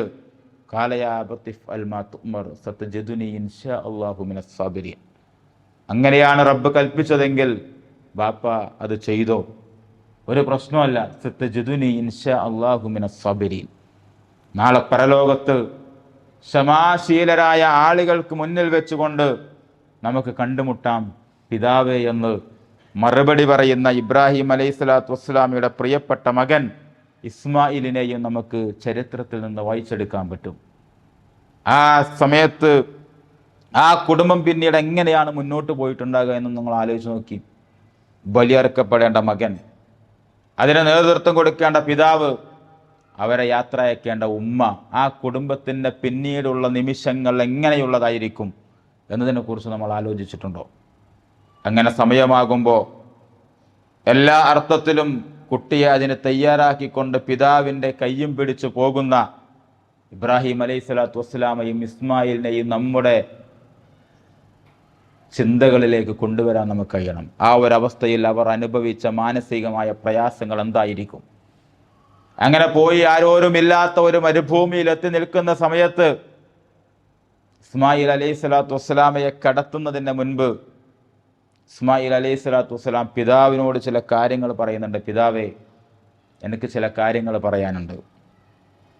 അതിലൊന്ന്, എന്നെ അറുക്കുന്ന സമയത്ത് മൂർച്ചയുള്ള കത്തി കൊണ്ട് എന്നെ അറുക്കണം. കാരണം വേദന സഹിക്കാൻ പറ്റൂല, ചിലപ്പോൾ ഞാൻ പതറിപ്പോകാൻ സാധ്യതയുണ്ട്. അതുകൊണ്ട് നല്ല മൂർച്ചയുള്ള കത്തി വെച്ചുകൊണ്ട് എന്നെ ബലി കഴിക്കണം. രണ്ടാമതായി പറയുന്നത്, എന്നെ ഒരു ഭാഗത്തേക്ക് ചെരിച്ച് കിടത്തിയിട്ട് വേണം ഈ കർമ്മം ചെയ്യാൻ. എൻ്റെ പിതാവിൻ്റെ മുഖത്തേക്ക് നോക്കി ഞാൻ കിടക്കുന്ന സമയത്ത് ഒരുപക്ഷെ എൻ്റെ ഉപ്പ പതറിപ്പോകാൻ സാധ്യതയുണ്ട്, അതൊരു പരാജയമായിരിക്കും. അതുകൊണ്ട് ഉപ്പ പതറിപ്പോകാതിരിക്കാൻ എന്നെ ഒരു ഭാഗത്തേക്ക് ചെരിച്ച് കടത്തിയിട്ട് വേണം എൻ്റെ പ്രിയപ്പെട്ട പിതാവെ ആ കർമ്മം നിർവഹിക്കാൻ. എന്നിട്ട് അവസാനം പിന്നീട് പറയുന്നത്, വാപ്പയുടെ വസ്ത്രം വാപ്പ കുറച്ചും കൂടി പൊക്കി കയറ്റിയെടുക്കണം. കാരണം എൻ്റെ ശരീരത്തിൽ നിന്നും തെറിക്കുന്ന രക്തത്തുള്ളികൾ അതിലേക്ക് വീണാൽ അത് കണ്ടാൽ എൻ്റെ ഉമ്മാക്ക് വല്ലാത്ത പ്രയാസം ഉണ്ടാകും. അതുകൊണ്ട് ആ പ്രയാസം ഇല്ലാതിരിക്കാൻ വേണ്ടിയിട്ട് താങ്കളുടെ മുണ്ടൊന്ന് പൊക്കിയെടുക്കണം എന്ന് പറയുന്നുണ്ട്.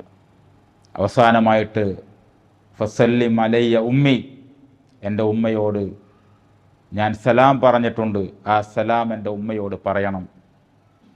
ഇത് പറഞ്ഞ് ഇബ്രാഹിം അലൈഹി സ്വലാത്തു വസ്സലാമയെ ചേർത്ത് പിടിച്ചുകൊണ്ട് അവസാനത്തെ ചുംബനം നൽകിക്കൊണ്ട് ഇബ്രാഹിം അലൈഹി സ്വലാത്തു വസ്സലാം പറയുന്നൊരു മറുപടിയുണ്ട്, ഇതിനേക്കാൾ വലുതെന്താണ് എനിക്കെൻ്റെ ജീവിതത്തിൽ ലഭിക്കാനുള്ളത്?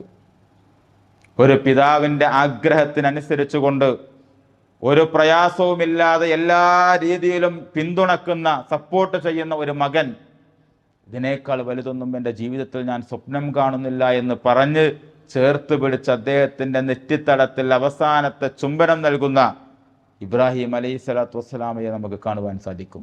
ഈ ഒരു ചരിത്രം വെച്ച് എൻ്റെ മുന്നിലിരിക്കുന്ന പ്രിയപ്പെട്ട വിദ്യാർത്ഥികളോട് എനിക്ക് ചോദിക്കാനുള്ളത്, നമ്മുടെ മാതാപിതാക്കൾക്ക് നമ്മളെക്കുറിച്ച് അത്തരത്തിലൊരു ആത്മവിശ്വാസം കൊള്ളാൻ സാധിക്കുമോ?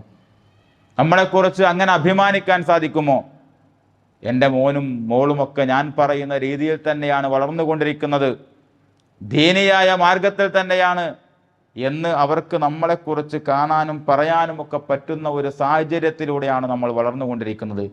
ഇല്ലെങ്കിൽ ഇസ്മായിൽ നിന്ന് നമുക്ക് പാഠങ്ങളുണ്ട് എന്നാണ് ഈ സമയത്ത് എനിക്ക് സൂചിപ്പിക്കാനുള്ളത്. അങ്ങനെ അവസാനമായി രണ്ടുപേരും ആരോരുമില്ലാത്ത മരുഭൂമിയിൽ നിന്നുകൊണ്ട് ആ കർമ്മത്തിന് വേണ്ടിയിട്ട് ഒരുങ്ങി നിന്ന് ആ സമയത്ത് ചെരിച്ചു കടത്തിയിട്ട് ചെല്ലുന്ന ഒരു അല്ലാഹു അക്ബർ ഉണ്ട്. നമ്മൾ കേൾക്കുന്ന അല്ലാഹു അക്ബറാണത്. ആ അല്ലാഹു അക്ബറിന് അതിൻ്റെതായ ഒരു പ്രാധാന്യമുണ്ട്, ഒരു ഗൗരവമുണ്ട്, വൈകാരികതയുണ്ട്. സ്വന്തം മകനെ അള്ളാഹുവിൻ്റെ മാർഗത്തിൽ ബലി കഴിക്കാൻ വേണ്ടിയിട്ട് ഇങ്ങനെ ചെരിച്ചു കടത്തിയിട്ടാണ് അല്ലാഹു അക്ബർ, അല്ലാഹു അക്ബർ, അള്ളാഹു ആണ് ഏറ്റവും വലിയവൻ, എനിക്കെൻ്റെ മോനല്ല, എൻ്റെ ഭൗതികമായിട്ടുള്ള ഒന്നുമല്ല, എല്ലാറ്റിനേക്കാളും അപ്പുറത്ത് എനിക്ക് ഏറ്റവും വലുതെൻ്റെ റബ്ബാണ് എന്ന പ്രഖ്യാപനമാണ് ഇബ്രാഹിം അലൈഹിസ്സലാത്തു വസ്സലാം നടത്തിയത്. നമ്മൾ ചൊല്ലുന്ന അല്ലാഹു അക്ബറും അത് തന്നെയാണ്. ഞാനും നിങ്ങളും നമസ്കാരത്തിലേക്ക് പ്രവേശിക്കുമ്പോൾ ചൊല്ലുന്ന അല്ലാഹു അക്ബറിൻ്റെ അർത്ഥം അതാണ്. നമ്മൾ കേൾക്കുന്ന ബാങ്കിൻ്റെ അല്ലാഹു അക്ബർ അതാണ്. അല്ലാഹു അക്ബർ എന്ന് പറഞ്ഞാൽ ജീവിതത്തിൽ നമ്മൾ സ്നേഹിക്കുന്ന, ഇഷ്ടപ്പെടുന്ന ഭൗതികമായ എന്തുണ്ടോ ആ സമയത്തൊക്കെയും അതല്ല, അതിനേക്കാൾ എനിക്ക് വലുത് എൻ്റെ റബ്ബാണ് എന്ന് പ്രഖ്യാപിക്കലാണ് നമ്മുടെ അല്ലാഹു അക്ബർ എന്ന് നമുക്ക് മനസ്സിലാക്കാൻ സാധിക്കണം. ആ അല്ലാഹു അക്ബറാണ് അവിടെ പ്രഖ്യാപിച്ചത്. അങ്ങനെ രണ്ടുപേരും ഫലമ്മ അസ്ലമ വതല്ലഹു ലിൽ ജബീൻ, കർമ്മത്തിന് വേണ്ടിയിട്ട് ഒരുങ്ങി അല്ലാഹു അക്ബർ പറഞ്ഞ് ബിസ്മി ചൊല്ലുന്ന സമയത്താണ് വനാദൈനാഹു അയ്യാ ഇബ്രാഹിം, ഇബ്രാഹിം എന്ന് പറയുന്ന ഒരു അശരീരി അവിടെ കേൾക്കുന്നത്. ആരെയും കാണാനില്ല. കർമ്മം നിർവഹിക്കാൻ നിൽക്കുമ്പോൾ അവിടെയുള്ള പറവകളും മറ്റുമൊക്കെ അത്ഭുതത്തോടു കൂടി നോക്കിക്കൊണ്ടിരിക്കുന്ന സമയത്ത് ഒരു വിളി വരികയാണ്, അയ്യാ ഇബ്രാഹിം, ഇബ്രാഹിമേ എന്ന് പറഞ്ഞുകൊണ്ടിട്ടുള്ള ഒരു അശരീരി. എന്നിട്ട് പറയുന്നുണ്ട്, ഖദ് സദ്ദഖ്ത റുഇയ, നീ നിന്റെ സ്വപ്നം അത് നീ പൂർത്തീകരിച്ചിരിക്കുന്നു. നീ ഇസ്മായിലിനെ ബലി കഴിക്കേണ്ടതില്ല, അതിന് പകരം ഒരു മാടിനെ നൽകുന്നത് നമ്മൾ ചരിത്രത്തിൽ ഒരുപാട് കേട്ടതാണ്. ഞാൻ പറയുന്നത്, വേണ്ടി വന്ന ഒരു സമയത്ത് സ്വന്തം മകനെ പോലും അള്ളാന്റെ മാർഗത്തിൽ ബലി കഴിക്കാൻ സന്നദ്ധനായി നിൽക്കുന്ന ഇബ്രാഹിം അലൈഹിസ്സലാത്തു വസ്സലാമയുടെ പാഠങ്ങൾ നമ്മുടെ മുൻപിലുണ്ടാകണം. ദീനിന്റെ മാർഗത്തിൽ എന്തെങ്കിലും ഒന്ന് നമുക്കങ്ങനെ പറയാൻ പറ്റുമോ? എന്തെങ്കിലും ഒന്ന് അള്ളാന്റെ മാർഗത്തിൽ ദീനിന് വേണ്ടി ത്യാഗം സഹിച്ച, ശാരീരികമായി, സാമ്പത്തികമായി, മാനസികമായി എന്തെങ്കിലും ഒന്ന് നമുക്ക് പറയാനുണ്ടോ? അത് പറയാനില്ലെങ്കിൽ ഈ ചരിത്രത്തിൽ നിന്ന് നമുക്ക് പാഠം ഉൾക്കൊള്ളാൻ സാധിക്കണം. ഇബ്രാഹിം അലൈഹിസ്സലാത്തു വസ്സലാം എങ്ങനെയാണ് ഒരു ദീനിന്റെ മാർഗത്തിൽ, ഇസ്ലാമിന്റെ മാർഗത്തിൽ വിശ്വാസം കൊണ്ട്, നിശ്ചയദാർഢ്യം കൊണ്ട് നമുക്ക് വലിയ മാതൃക കാണിച്ചു തന്നത് എന്ന് മനസ്സിലാക്കുവാൻ നമുക്ക് കഴിയണം. ആ പാഠമാണ് ഇബ്രാഹിം പ്രവാചകന്റെ ജീവിതത്തിൽ നമുക്ക് പഠിക്കാനുള്ളത്. എന്നിട്ട് വിശുദ്ധ ഖുർആൻ പറയാൻ, വമയ്യർ അബു അമില്ലത ഇബ്രാഹിമ ഇല്ലാ മൻ സഫിയ നഫ്സ, ഈ കഥയൊക്കെ കേട്ട് കോരിത്തരിച്ച് വൈകാരികമായിട്ട് നിന്ന് അത് പോകുന്നവരെ കുറിച്ചിട്ടല്ല. നിങ്ങൾക്ക് ഇബ്രാഹിം അലൈഹിസ്സലാത്തു വസ്സലാമയിൽ മാതൃകയുണ്ട്. ആ മാർഗത്തെ പിൻപറ്റി ജീവിക്കാൻ നിങ്ങൾക്ക് കഴിയണം. അതിന് കഴിയാതെ നിങ്ങൾ മാറിപ്പോവുകയാണെങ്കിൽ നിങ്ങളാണ് ഏറ്റവും വലിയ വിഡ്ഢികൾ. ഇല്ലാ മൻ സഫിഹ നഫ്സ, അവൻ പരമ പമ്പര വിഡ്ഢിയാണ് എന്നാണ് വിശുദ്ധ ഖുർആൻ നമുക്ക് പഠിപ്പിച്ചു തരുന്നത്. വലഖദ് ഇസ്തഫൈനാഹു ഫിദ്ദുന്യ വഇന്നഹു ഫിൽ ആഖിറതി ലമിനസ് സ്വാലിഹീൻ, ദുനിയാവിലും നാളെ പരലോകത്തും അല്ലാഹു സ്വാലിഹീങ്ങളുടെ കൂട്ടത്തിൽ ഉൾപ്പെടുത്തിയതാണ് പ്രവാചകനാണ് ഇബ്രാഹിം അലൈഹിസ്സലാത്തു വസ്സലാം. അതുകൊണ്ട് ആ പ്രവാചകന്റെ പാത പിൻപറ്റി മുന്നോട്ട് പോകാൻ നിങ്ങൾക്ക് കഴിയണം എന്ന് വിശുദ്ധ ഖുർആനിലൂടെ അള്ളാഹു നമുക്ക് പഠിപ്പിച്ചു തരികയാണ്. ഇങ്ങനെ ആദർശത്തിന് വേണ്ടിയിട്ട് എന്തും സമർപ്പിക്കാൻ സന്നദ്ധനായ പ്രവാചകൻ ഇബ്രാഹിം അലൈഹിസ്സലാത്തു വസ്സലാമിയോട് അള്ളാഹ് പറയുന്നുണ്ട്, കുൽ ഇന്ന സ്വലാത്തി വനുസുക്കി വമഹിയായ വമമാതി ലില്ലാഹി റബ്ബിൽ ആലമീൻ. നീ പ്രഖ്യാപിക്കണം. നിന്റെ നമസ്കാരവും നിന്റെ നോമ്പും നിന്റെ ആരാധനാകർമ്മങ്ങളും ജീവിതവും മരണവും എല്ലാം അള്ളാഹുവിനാണ് എന്ന് നീ പ്രഖ്യാപിക്കണം എന്ന് പറയുമ്പോൾ ഇബ്രാഹിം അലൈഹി സ്വലാത്തു വസ്സലാം അത് പ്രഖ്യാപിക്കുന്നുണ്ട്. ഈ പ്രഖ്യാപനമാണ് പ്രിയപ്പെട്ടവരെ ഓരോ നേരത്തെ നമസ്കാരത്തിലും ഞാനും നിങ്ങളും അർത്ഥമറിഞ്ഞോ അറിയാതെയോ പറഞ്ഞുകൊണ്ടിരിക്കുന്നത്. ഇന്ന സ്വലാത്തി വനുസുക്കി വമഹിയായ വമമാത്തി എന്ന് പറഞ്ഞുകൊണ്ട് നമ്മൾ പറയാറുണ്ട്. ഇതാര് പ്രഖ്യാപിച്ചതാണ്? ഇബ്രാഹിം അലൈഹി സ്വലാത്തു വസ്സലാം പ്രഖ്യാപിച്ചതാണ്. ജീവിതത്തിന്റെ എല്ലാ സമയത്തും അള്ളാഹുവിന് മാത്രം പ്രാമുഖ്യം കൊടുത്ത് അള്ളാഹുവിന്റെ പരീക്ഷണങ്ങളൊക്കെയും അതിജയിച്ച് എല്ലാം അള്ളാഹ്ക്ക് സമർപ്പിച്ച ഇബ്രാഹിം അലൈഹി സ്വലാത്തു വസ്സലാം പ്രഖ്യാപിച്ച പ്രഖ്യാപനമാണ് ഞാനും നിങ്ങളും ഓരോ നമസ്കാരത്തിൻ്റെയും ആദ്യത്തിൽ പ്രഖ്യാപിക്കുന്നത്. എൻ്റെ നമസ്കാരം, എൻ്റെ ജീവിതം, എൻ്റെ മരണം, എൻ്റെ ആരാധനകൾ എല്ലാം പടച്ച റബ്ബിനാണ് എന്ന് നമ്മൾ പ്രഖ്യാപിക്കുന്നുണ്ട്. പക്ഷെ അങ്ങനെ നമ്മൾ ചെയ്യാറുണ്ടോ? നമ്മുടെ ജീവിതം അള്ളാഹിൻ്റെ മാർഗത്തിൽ തന്നെയാണോ മുന്നോട്ട് പോയിക്കൊണ്ടിരിക്കുന്നത്? അള്ളാഹ് പറഞ്ഞതനുസരിച്ച് തന്നെയാണ് നമ്മൾ മുന്നോട്ട് പോകുന്നത്. നമുക്ക് വലിയ പ്രയാസങ്ങളൊന്നുമില്ലല്ലോ. പറഞ്ഞ നിർബന്ധമായ കർമ്മങ്ങൾ ചെയ്യുന്നിടത്ത് പോലും നമ്മൾ വലിയ വീഴ്ചകൾ സംഭവിച്ചുകൊണ്ടിരിക്കുകയാണ്. അപ്പം നമ്മൾ വിചാരിക്കും കുറച്ചുകൂടെ കഴിയട്ടെ, ഇപ്പം നമ്മൾ വിദ്യാർത്ഥികളല്ലേ, യുവാക്കളല്ലേ, കുറച്ചും കൂടിയൊക്കെ കാലം കഴിഞ്ഞിട്ട് നന്നാവാം എന്നാണ് വിചാരിക്കുന്നതെങ്കിൽ നമ്മൾ മനസ്സിലാക്കണം, അങ്ങനെ ഒരു കാലം വരാനില്ല. ഏത് സമയത്തും ജീവിതം അവസാനിക്കാം. എത്രയോ വാർത്തകൾ നമ്മൾ കേട്ടുകൊണ്ടിരിക്കുന്നു, കണ്ടുകൊണ്ടിരിക്കുന്നു. ഏത് സമയത്തും അവസാനിക്കാവുന്ന ഒന്നാണ് ഇത് എന്ന് നമ്മൾ മനസ്സിലാക്കണം. അങ്ങനെ അവസാനിച്ചാലും നമ്മുടെ ജീവിതത്തിൽ മുസ്ലിം എന്ന് പറയുന്ന അള്ളാഹുവിൻ്റെ ലിസ്റ്റിൽ കയറിപ്പറ്റാൻ സാധിച്ചോ അവനാണ് ജീവിതത്തിൽ രക്ഷപ്പെട്ടവൻ, അവനാണ് യഥാർത്ഥത്തിൽ ബുദ്ധിമാൻ എന്ന് റസൂലുള്ളാഹി സല്ലല്ലാഹു അലൈഹി വസല്ലം പഠിപ്പിക്കുന്നുണ്ട്. അതല്ല നിങ്ങൾ ഭയങ്കര ഉദ്യോഗം നേടി നല്ല ജോലി നേടി എന്നിട്ട് ആകെ ഒരു 60-70 വർഷത്തെ ജീവിതത്തിന് വേണ്ടിയിട്ട് ദീനിനെ മറന്നുകൊണ്ട് അള്ളാഹിൻ്റെ കൽപ്പനകൾ വിസ്മരിച്ചുകൊണ്ട് പ്രവാചകന്റെ അധ്യാപനങ്ങളെ തള്ളിക്കളഞ്ഞുകൊണ്ട് അർമാദിച്ച് ജീവിക്കാനാണ് തീരുമാനിച്ചത് എങ്കിൽ നിങ്ങളെക്കാൾ വലിയ വിഡ്ഢികൾ വേറെ ഇല്ല എന്ന് വളരെ കൃത്യമായി കൊണ്ട് റസൂലുള്ളാഹി സല്ലല്ലാഹു അലൈഹി വസല്ലം നമുക്ക് പഠിപ്പിച്ചു തരുന്നുണ്ട്. അതുകൊണ്ട് നമ്മൾ ആലോചിക്കുക, ഇബ്രാഹിം അലൈഹി സ്വലാത്തു വസ്സലാമയുടെ ജീവിതത്തിൽ എങ്ങനെയാണ് ദീനിൻ്റെ മാർഗത്തിൽ ഒരാൾ സമർപ്പിക്കേണ്ടത് എന്ന് വളരെ കൃത്യമായി നമുക്ക് പഠിപ്പിച്ചു തരുന്നുണ്ട്. ഇനി ഇസ്മായിലിനെ കുറിച്ച് വേറെ പറയാണ്ട്, ഹാജറ ബീവിയെ കുറിച്ച് വേറെ പറയാണ്ട്, അതിലേക്ക് പോകാൻ സമയമില്ലാത്തത് കൊണ്ട് ഞാൻ ആ സംസാരത്തിലേക്ക് പോകുന്നില്ല. അതുകൊണ്ട് നമ്മൾ ആലോചിക്കുക, ഞാനും നിങ്ങളും എവിടെ നിൽക്കുന്നു. ഇതാണ് നമുക്ക് ഒരു ചരിത്രം കേൾക്കുമ്പോൾ ആലോചിക്കാനുള്ളത്. നമ്മൾ എവിടെ നിൽക്കുന്നത്? നമ്മുടെ ഫറലായ കാര്യങ്ങളിൽ മാത്രം ഒന്ന് ഒരു പുനരാലോചന നടത്തി വയ്ക്കുക. എൻ്റെ മുന്നിലിരിക്കുന്നത് കൂടുതലും വിദ്യാർത്ഥികളാണ്. നമ്മുടെ നമസ്കാരത്തെക്കുറിച്ച് നമ്മൾ ആലോചിച്ച് നോക്കിയിട്ടുണ്ടോ? 5 നേരം നിസ്കരിക്കുക എന്ന് പറയുന്നത് സമയം ഉണ്ടാവുന്ന നിസ്കരിക്കുന്നതിനെ കുറിച്ചിട്ടല്ലോ വിശുദ്ധ ഖുർആനും തിരുസുന്നത്തൊന്നും പറയുന്നത്. 5 നേരം നിസ്കരിക്കൽ നിർബന്ധമായൊരു ബാധ്യതയാണ്. അതില്ലെങ്കിൽ മുസ്ലിം അല്ല. അതില്ലെങ്കിൽ തന്നെ ഒരാൾ മുസ്ലിം അല്ല. അറിഞ്ഞുകൊണ്ട് ഒരു വക്ത് നമസ്കാരം നിങ്ങൾ നിർബന്ധമായ നമസ്കാരത്തിൽ അറിഞ്ഞുകൊണ്ട് ഒരു വക്ത് നിങ്ങൾ ഒഴിവാക്കിയാൽ വഹുവ കാഫിറുൻ എന്ന് വളരെ കൃത്യമായി പഠിപ്പിച്ചതാണ്.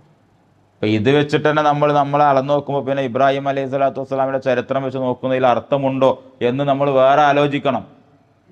അതുകൊണ്ട് വളരെ ആത്മാർത്ഥമായി സ്നേഹത്തോട് കൂടിയിട്ടാണ് പറയുന്നത്. നമുക്ക് ബുദ്ധിയും വിവേകമൊക്കെ വെച്ചിട്ടുണ്ട്. നമ്മുടെ ജീവിതത്തിൽ നമുക്ക് നമസ്കരിക്കാൻ ഒരു പ്രായം എത്തിയിട്ടുണ്ട് എന്ന് നമുക്കറിയാം. നിസ്സാരമായ കാരണങ്ങൾ പറഞ്ഞുകൊണ്ട് നമസ്കാരം ഒഴിവാക്കുന്ന ആളുകൾ. ഇന്നിപ്പോൾ ഒരാളൊരു നിസ്കാരം ഒഴിവാക്കിയിട്ട് അയാൾ ഇന്ന് മരണപ്പെട്ടാൽ അയാളുടെ ബാക്കി പ്രവർത്തനങ്ങൾക്ക് ഈ ഇരുത്തത്തിന് പോലും ഒരു കാര്യമല്ലല്ലോ. അപ്പോൾ ഇവിടെ ഇരിക്കുന്നത് നല്ലൊരു സദസ്സാണ്, അള്ളാഹിൻ്റെ അടുത്ത് പ്രതിഫലം കിട്ടുന്ന ഒരു സദസ്സിലാണ്, മലായിക്കത്തുകൾ പ്രാർത്ഥിക്കുന്ന ഒരു സദസ്സിലാണ് നമ്മളുള്ളത്. പക്ഷെ ഇന്ന് നമ്മളിൽ ഒരാൾ ഇവിടെ സുബഹിസ്കരിക്കാതെ അസ്രസ്കരിക്കാതെ ഇപ്പോൾ ഇവിടെ ഇരിക്കുന്നുണ്ട്. നമ്മൾ ഇതിൽ നിന്നാണ് മരണപ്പെട്ടു പോയാലോ ഈ പറയുന്ന സദസ്സിൻ്റെ ഒരു ഉപകാരവും നമുക്ക് കിട്ടൂല. കാരണം നമ്മുടെ ആദ്യത്തെ ചോദ്യത്തിൽ നമ്മൾ പരാജയപ്പെട്ടു പോവുകയാണ്. അപ്പോൾ ഇങ്ങനെ ബേസിക് ആയിട്ട് നമ്മൾ മനസ്സിലാക്കേണ്ട കുറേ കാര്യങ്ങളുണ്ടല്ലോ. അത് മനസ്സിലാക്കിയിട്ട് ഇബ്രാഹിം അലൈഹി സ്വലാത്തു വസ്സലാമയുടെ ജീവിതത്തെയും വെച്ച് നമ്മൾ തുലനം ചെയ്യുമ്പോൾ നമ്മൾ എവിടെ നിൽക്കുന്നത്? ആ സ്വർഗത്തിൻ്റെ പരിസരത്ത് പോലും എത്തിപ്പെടാനുള്ള അവകാശം നമുക്കുണ്ടോ? അതുകൊണ്ട് ആത്മാർത്ഥമായി ആലോചിക്കുക. എൻ്റെ കൂട്ടുകാരിങ്ങനെയാണ് അല്ലെങ്കിൽ എൻ്റെ കൂടെയുള്ളവർ ഇങ്ങനെയാണ് എന്നതല്ല നമ്മളെ നയിക്കേണ്ടത്. അവിടെയാണ് ഇബ്രാഹിം അലൈഹി സ്വലാത്തു വസ്സലാം മാതൃകയാകുന്നത്. ഒരാളും കൂടല്ല എങ്കിൽ ഞാൻ ഒറ്റക്കത് ചെയ്യും. അള്ളാഹ് പറഞ്ഞിട്ടുണ്ടോ എങ്കിൽ ഞാൻ ആ കർമ്മത്തിൽ ഞാൻ മുൻപിലുണ്ടാകും എന്ന് പറഞ്ഞുകൊണ്ട് ഇബ്രാഹിം അലൈഹി സ്വലാത്തു വസ്സലാമായിട്ട് ഇറങ്ങി പുറപ്പെടുക. ഇനി ഒരുപാട് പാഠങ്ങൾ നമ്മൾ ജീവിക്കുന്ന ഇന്ത്യൻ സാഹചര്യവുമായി ബന്ധപ്പെട്ടുകൊണ്ട് ഇബ്രാഹിം അലൈഹി സ്വലാത്തു വസ്സലാമയുടെ ജീവിതത്തിൽ നിന്നും ഒരുപാട് പാഠങ്ങൾ നമുക്ക് പഠിക്കാനുണ്ട്. അതിലേറ്റവും പ്രധാനപ്പെട്ടത് ഇബ്രാഹിം അലൈഹി സ്വലാത്തു വസ്സലാം ബഹുദൈവാരാധനക്കെതിരെ പടപൊരുതിയ ഒരു പ്രവാചകനാണ്. ശിർക്കൻ ആചാരങ്ങൾക്കെതിരെ അവിടുത്തെ ജനത്തോട്, സ്വന്തം പിതാവിനോട്, രാജാവിനോടടക്കം പടപൊരുതിയ പ്രവാചകനാണ് ഇബ്രാഹിം അലൈഹി സ്വലാത്തു വസ്സലാം. ഇന്ന് നമ്മുടെ രാജ്യത്തും അങ്ങനെ തന്നെയല്ലേ? ബഹുദൈവാരാധകർ, അതല്ലെങ്കിൽ ശിർക്കൻ ആചാരങ്ങൾ നടത്തിക്കൊണ്ടിരിക്കുന്ന എത്രയോ ആളുകൾ ഈ സമുദായത്തിൽ പോലും നമുക്ക് കാണാൻ പറ്റും. ഓരോ ദിവസവും അതിൻ്റെ എണ്ണം വർദ്ധിച്ചു കൊണ്ടിരിക്കാൻ പല രീതിയിലുള്ള കള്ളക്കഥകളുമായിക്കൊണ്ട് നമ്മൾ മൊബൈലും അതുപോലെ തന്നെ റീൽസും ഒക്കെ തുറന്നു നോക്കിയാൽ കാണുന്നത് ഇത്തരത്തിലുള്ള ഉസ്താദുമാരുടെ തള്ളുകൾ കൊണ്ട് നിറഞ്ഞിരിക്കുന്ന ഒരു അവസ്ഥാവിശേഷം നമുക്ക് കാണാൻ പറ്റും. അതുകൊണ്ട് ഈ രാജ്യത്ത് പ്രവർത്തിക്കുന്ന, ജീവിക്കുന്ന മനുഷ്യർ എന്നുള്ള നിലക്ക് നമുക്കൊരു ഉത്തരവാദിത്വമുണ്ട്. ഇങ്ങനെ നെറുകേടിലേക്ക് പോയിക്കൊണ്ടിരിക്കുന്ന, ബഹുദൈവത്വത്തിലേക്ക് പോയിക്കൊണ്ടിരിക്കുന്ന ആളുകളെ അവിടെ നിന്നും രക്ഷിച്ച് കൊണ്ടുവന്ന് തൗഹീദിന്റെ വെള്ളി വെളിച്ചത്തിന്റെ പ്രകാശത്തിലേക്ക് അവരെ കൊണ്ടുവരിക എന്ന് പറയുന്ന ദൗത്യം നിർവഹിക്കേണ്ടവരാണ് നമ്മൾ എന്ന പാഠം ഇബ്രാഹിം അലൈഹി സ്വലാത്തു വസ്സലാമയുടെ ജീവിതത്തിൽ നമുക്ക് പഠിച്ചെടുക്കാൻ പറ്റും. രണ്ടാമത് പറയുന്നത്, ഇബ്രാഹിം അലൈഹി സ്വലാത്തു വസ്സലാം നടത്തിയ ചില പ്രാർത്ഥനകളുണ്ട്. അദ്ദേഹം നാടിന് വേണ്ടി നടത്തിയ പ്രാർത്ഥന ഉണ്ട്, കുടുംബത്തിന് വേണ്ടി നടത്തിയ പ്രാർത്ഥന ഉണ്ട്. നാടിന് വേണ്ടി നടത്തിയൊരു പ്രാർത്ഥനയാണ് വൈദ്കാല ഇബ്രാഹിം റബ്ബിജിൽ ഹാദ ബലദൻ ആമിന.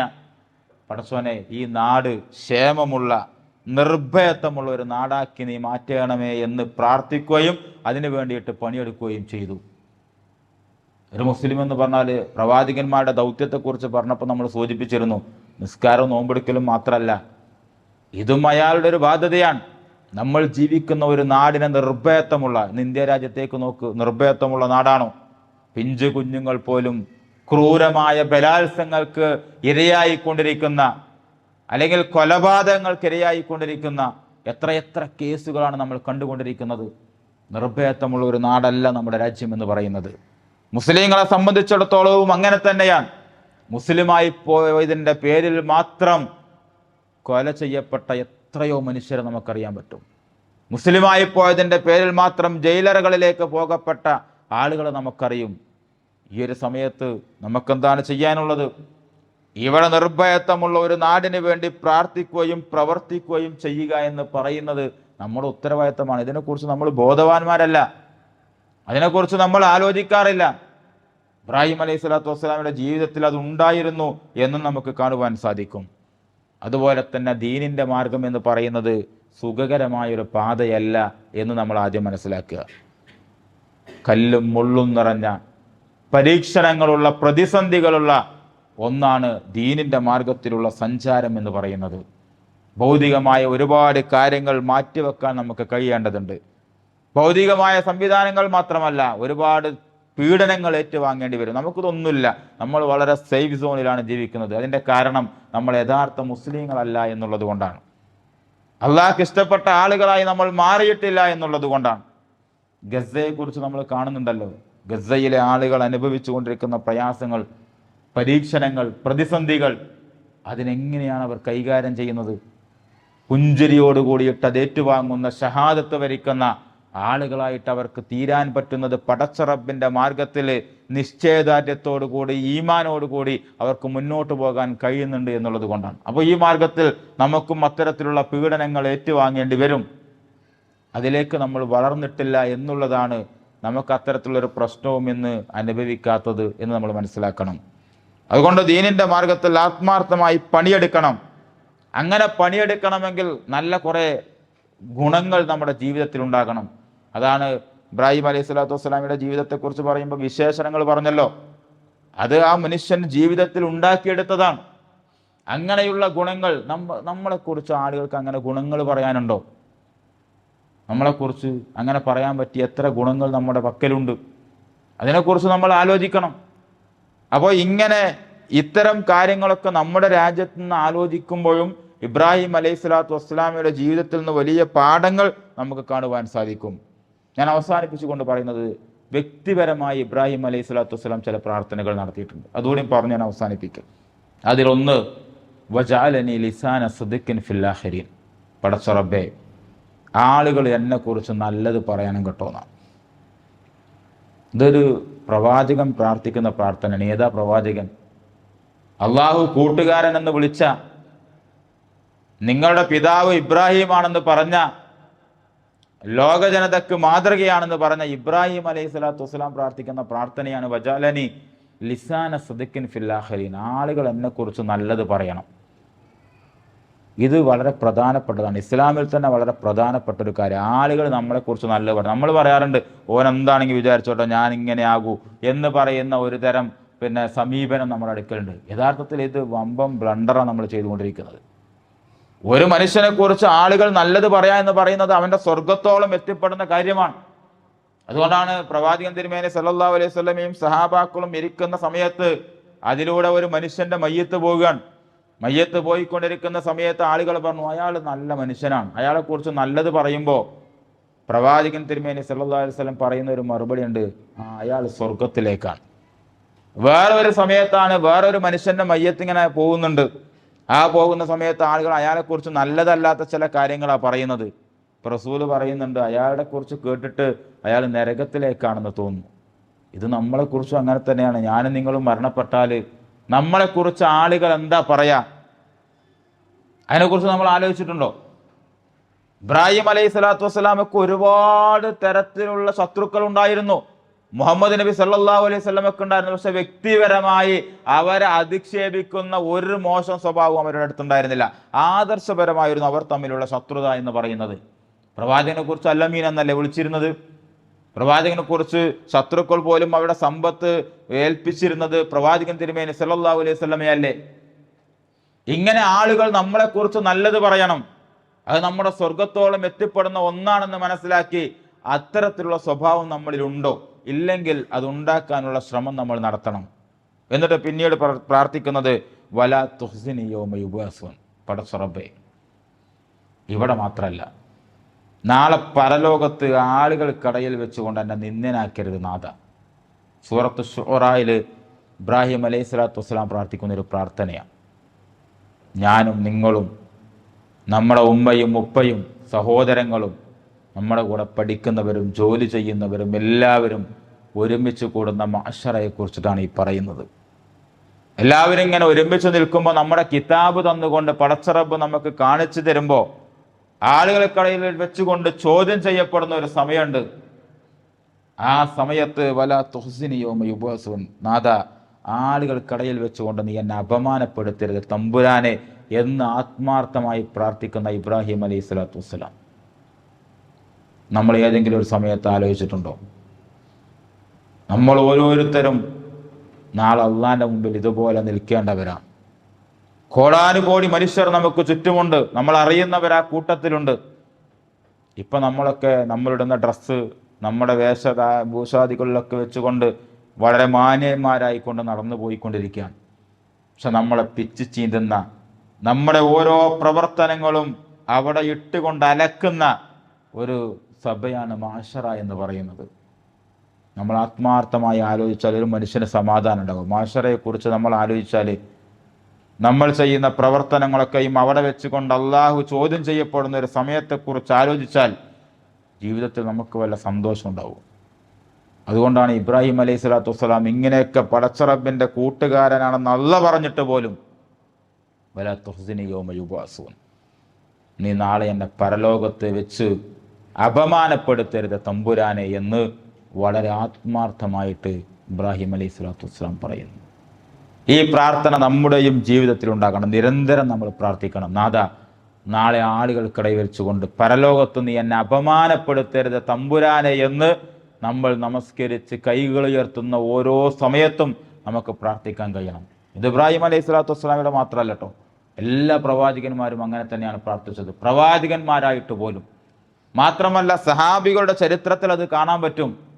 സഹാബാക്കളാണ് സ്വർഗം കൊണ്ട് സന്തോഷ വാർത്ത അറിയിക്കപ്പെട്ട സഹാബികൾ പോലും നാളെ പടച്ചറബങ്ങാനും ഞങ്ങളെ ചോദ്യം ചെയ്യുമോ എന്ന് ഭയന്നിരുന്നു എന്ന് നമുക്ക് ചരിത്രം വായിക്കുമ്പോൾ കാണാൻ പറ്റും. നമുക്ക് അങ്ങനത്തെ ഒരു ബേജാറുമില്ല. നമ്മൾ എല്ലായിടത്തും രക്ഷപ്പെടാം, വളരെ ഈസി ആയിട്ട് പോകാം. ഇവിടെ എങ്ങനെയാണോ ജീവിക്കുന്നത് അതുപോലെ തന്നെ നാളെ പരലോകത്തും രക്ഷപ്പെടാം എന്നാണ് നമ്മൾ വിചാരിക്കുന്നത് എങ്കിൽ അത് നമ്മുടെ വെറും തെറ്റിദ്ധാരണ മാത്രമാണ്. അതുകൊണ്ട് ആത്മാർത്ഥമായി നമ്മൾ അള്ളാഹുവിലേക്ക് പശ്ചാത്തപിച്ച് മടങ്ങുക. അതിനുള്ളൊരു അവസരമാണ് നമുക്ക് കിട്ടിയിട്ടുള്ളത്. നമ്മൾ നമ്മുടെ ജീവിതത്തെക്കുറിച്ച് ആലോചിച്ച് അതിലെന്തെങ്കിലും സ്ഖലിതങ്ങൾ സംഭവിച്ചിട്ടുണ്ടെങ്കിൽ പടച്ച റബ്ബിലേക്ക് കൈകൾ ഉയർത്തിക്കൊണ്ട് ആത്മാർത്ഥമായി അള്ളാഹുവിലേക്ക് പശ്ചാത്തപിച്ച് മടങ്ങുക. ഇനിയുള്ള ജീവിതം അള്ളാഹുവിൻ്റെ മാർഗത്തിലാക്കി നമ്മൾ മാറ്റുക. അള്ളാഹുവിൻ്റെ ദീനിൻ്റെ മാർഗത്തിൽ പ്രവർത്തിക്കാൻ ഇറങ്ങിപ്പുറപ്പെടുവാനുള്ള ശരീരവും മനസ്സും നമുക്കുണ്ടാവുകയും അതിന് പ്രാർത്ഥിക്കാൻ നമ്മൾ സന്നദ്ധരാകുക. എങ്കിൽ മാത്രമേ നാളെ പരലോകത്ത് ചെല്ലുമ്പോൾ ആ സ്വർഗത്തിലേക്ക് നമുക്ക് എത്തിപ്പെടുവാൻ സാധിക്കുകയുള്ളൂ എന്ന പാഠമാണ് ഇബ്രാഹിം അലൈഹി സ്വലാത്തു വസ്സലാം നമുക്ക് പകർന്നു നൽകുന്നത്. ഞാൻ അവസാനിപ്പിക്കുകയാണ്. അതുകൊണ്ട് ഒന്നും കൂടി എൻ്റെ പ്രിയപ്പെട്ടവരോട് എനിക്ക് സൂചിപ്പിക്കാനുള്ളത്, നമ്മൾ ആലോചിക്കുക, ഞാനും നിങ്ങൾ മുസ്ലിങ്ങളാണ്. ഇബ്രാഹിം അലൈഹി സ്വലാത്തു വസ്സലാമിയുടെ ജീവിതം എടുത്ത് പരിശോധിച്ച് നോക്കുമ്പോൾ നമ്മൾ മുസ്ലിമാണെന്ന് പറയാൻ നമുക്ക് ചെറിയ ഒരു പ്രയാസമില്ലേ? ചെറിയൊരു ബുദ്ധിമുട്ട് നമ്മൾ അനുഭവിക്കുന്നില്ലേ?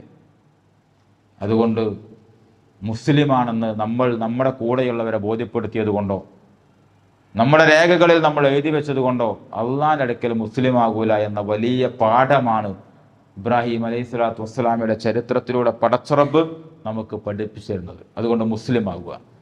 ഫലാ തമൂതുന്ന ഇല്ലാ വഅൻതും മുസ്ലിമൂൻ, നിങ്ങൾ മുസ്ലിങ്ങളല്ലാതായിട്ട് മരിക്കരുത് കേട്ടോ എന്ന് വിശുദ്ധ ഖുർആൻ നമ്മളോട് പറയുന്നുണ്ട്. മുസ്ലിങ്ങളായിട്ട് മരിക്കാൻ നമുക്ക് കഴിയണം. എങ്കിൽ മാത്രമേ ബാക്കിയുള്ള ഒരു ജീവിതത്തിൽ, ശാശ്വതമായ ഒരു ലോകത്ത് അവിടെയുള്ള സുഖ സൗകര്യങ്ങൾ ആസ്വദിച്ച് നമുക്ക് മുന്നോട്ട് പോകാൻ സാധിക്കുകയുള്ളൂ. അതല്ലെങ്കിൽ നമ്മുടെ ജീവിതം വലിയ കഷ്ടത്തിലാകും എന്ന് നമ്മൾ ആലോചിക്കുക. പടച്ചറബ് ആ സ്വർഗം നൽകി നമ്മെ എല്ലാവരെയും അനുഗ്രഹിക്കുമാറാവട്ടെ. അള്ളാഹുവിൻ്റെ കൽപ്പനകളൊക്കെയും അനുസരിച്ചുകൊണ്ട് അള്ളാഹു ഇഷ്ടപ്പെടുന്ന രീതിയിൽ നമ്മുടെ ജീവിതത്തെ മുന്നോട്ട് കൊണ്ടുപോകാനുള്ള തൗഫീക്ക് നൽകി അള്ളാഹു നമ്മെ എല്ലാവരെയും അനുഗ്രഹിക്കുമാറാവട്ടെ. മുസ്ലിമായി ജീവിക്കുവാനും മുസ്ലിമായി മരിക്കുവാനുമുള്ള ഭാഗ്യം നൽകി പടച്ചറബ് നമ്മെ എല്ലാവരെയും അനുഗ്രഹിക്കുമാറാവട്ടെ. വന്നുപോയ വീഴ്ചകൾ പടച്ചറബ് അവൻ്റെ കാരുണ്യം കൊണ്ട് നമുക്കെല്ലാവർക്കും പുറത്ത് മാപ്പാക്കി തരുമാറാവട്ടെ. നാഥ, ഞങ്ങളുടെ കൂട്ടത്തിൽ രോഗങ്ങൾ കൊണ്ട് പ്രയാസപ്പെടുന്ന ധാരാളം രോഗികളുണ്ട്. അവരുടെ രോഗങ്ങൾക്ക് നീ ശിഫ നൽകി അനുഗ്രഹിക്കണമേ തമ്പുരാനെ. മാറാ രോഗങ്ങളിൽ നിന്ന് ഞങ്ങളെയും ഞങ്ങളുടെ കുടുംബത്തെയും നീ കാത്തുരക്ഷിക്കണമേ നാഥ. പടച്ചറബേ, ഞങ്ങളുടെ കൂട്ടത്തിൽ നിന്ന് ധാരാളം ആളുകൾ നിന്റെ വിളിക്ക് ഉത്തരം നൽകി നിന്നിലേക്ക് യാത്ര ചെയ്തു വന്നിട്ടുണ്ട്. നാഥ, അവരുടെ ഖബറിടങ്ങൾ നീ വിശാലമാക്കി കൊടുക്കുകയും അവരെയും ഞങ്ങളെയും നാളെ നീ നിന്റെ ജന്നാത്തിൽ ഫിർദൗസിൽ ഒരുമിച്ച് കൂട്ടുകയും ചെയ്യണമേ തമ്പുരാനെ. വഅഖൂലു ഖൗലി ഹാദാ വഅസ്തഗ്ഫിറുല്ലാഹ ലി വലക്കും വസ്തഗ്ഫിറൂഹു ഇന്നഹു ഹുവൽ ഗഫൂറുർ റഹീം. വആഖിറു ദഅവാനാ അൽഹംദുലില്ലാഹി റബ്ബിൽ ആലമീൻ. അസ്സലാമു അലൈക്കും വറഹ്മത്തുള്ളാഹി വബറകാതുഹു.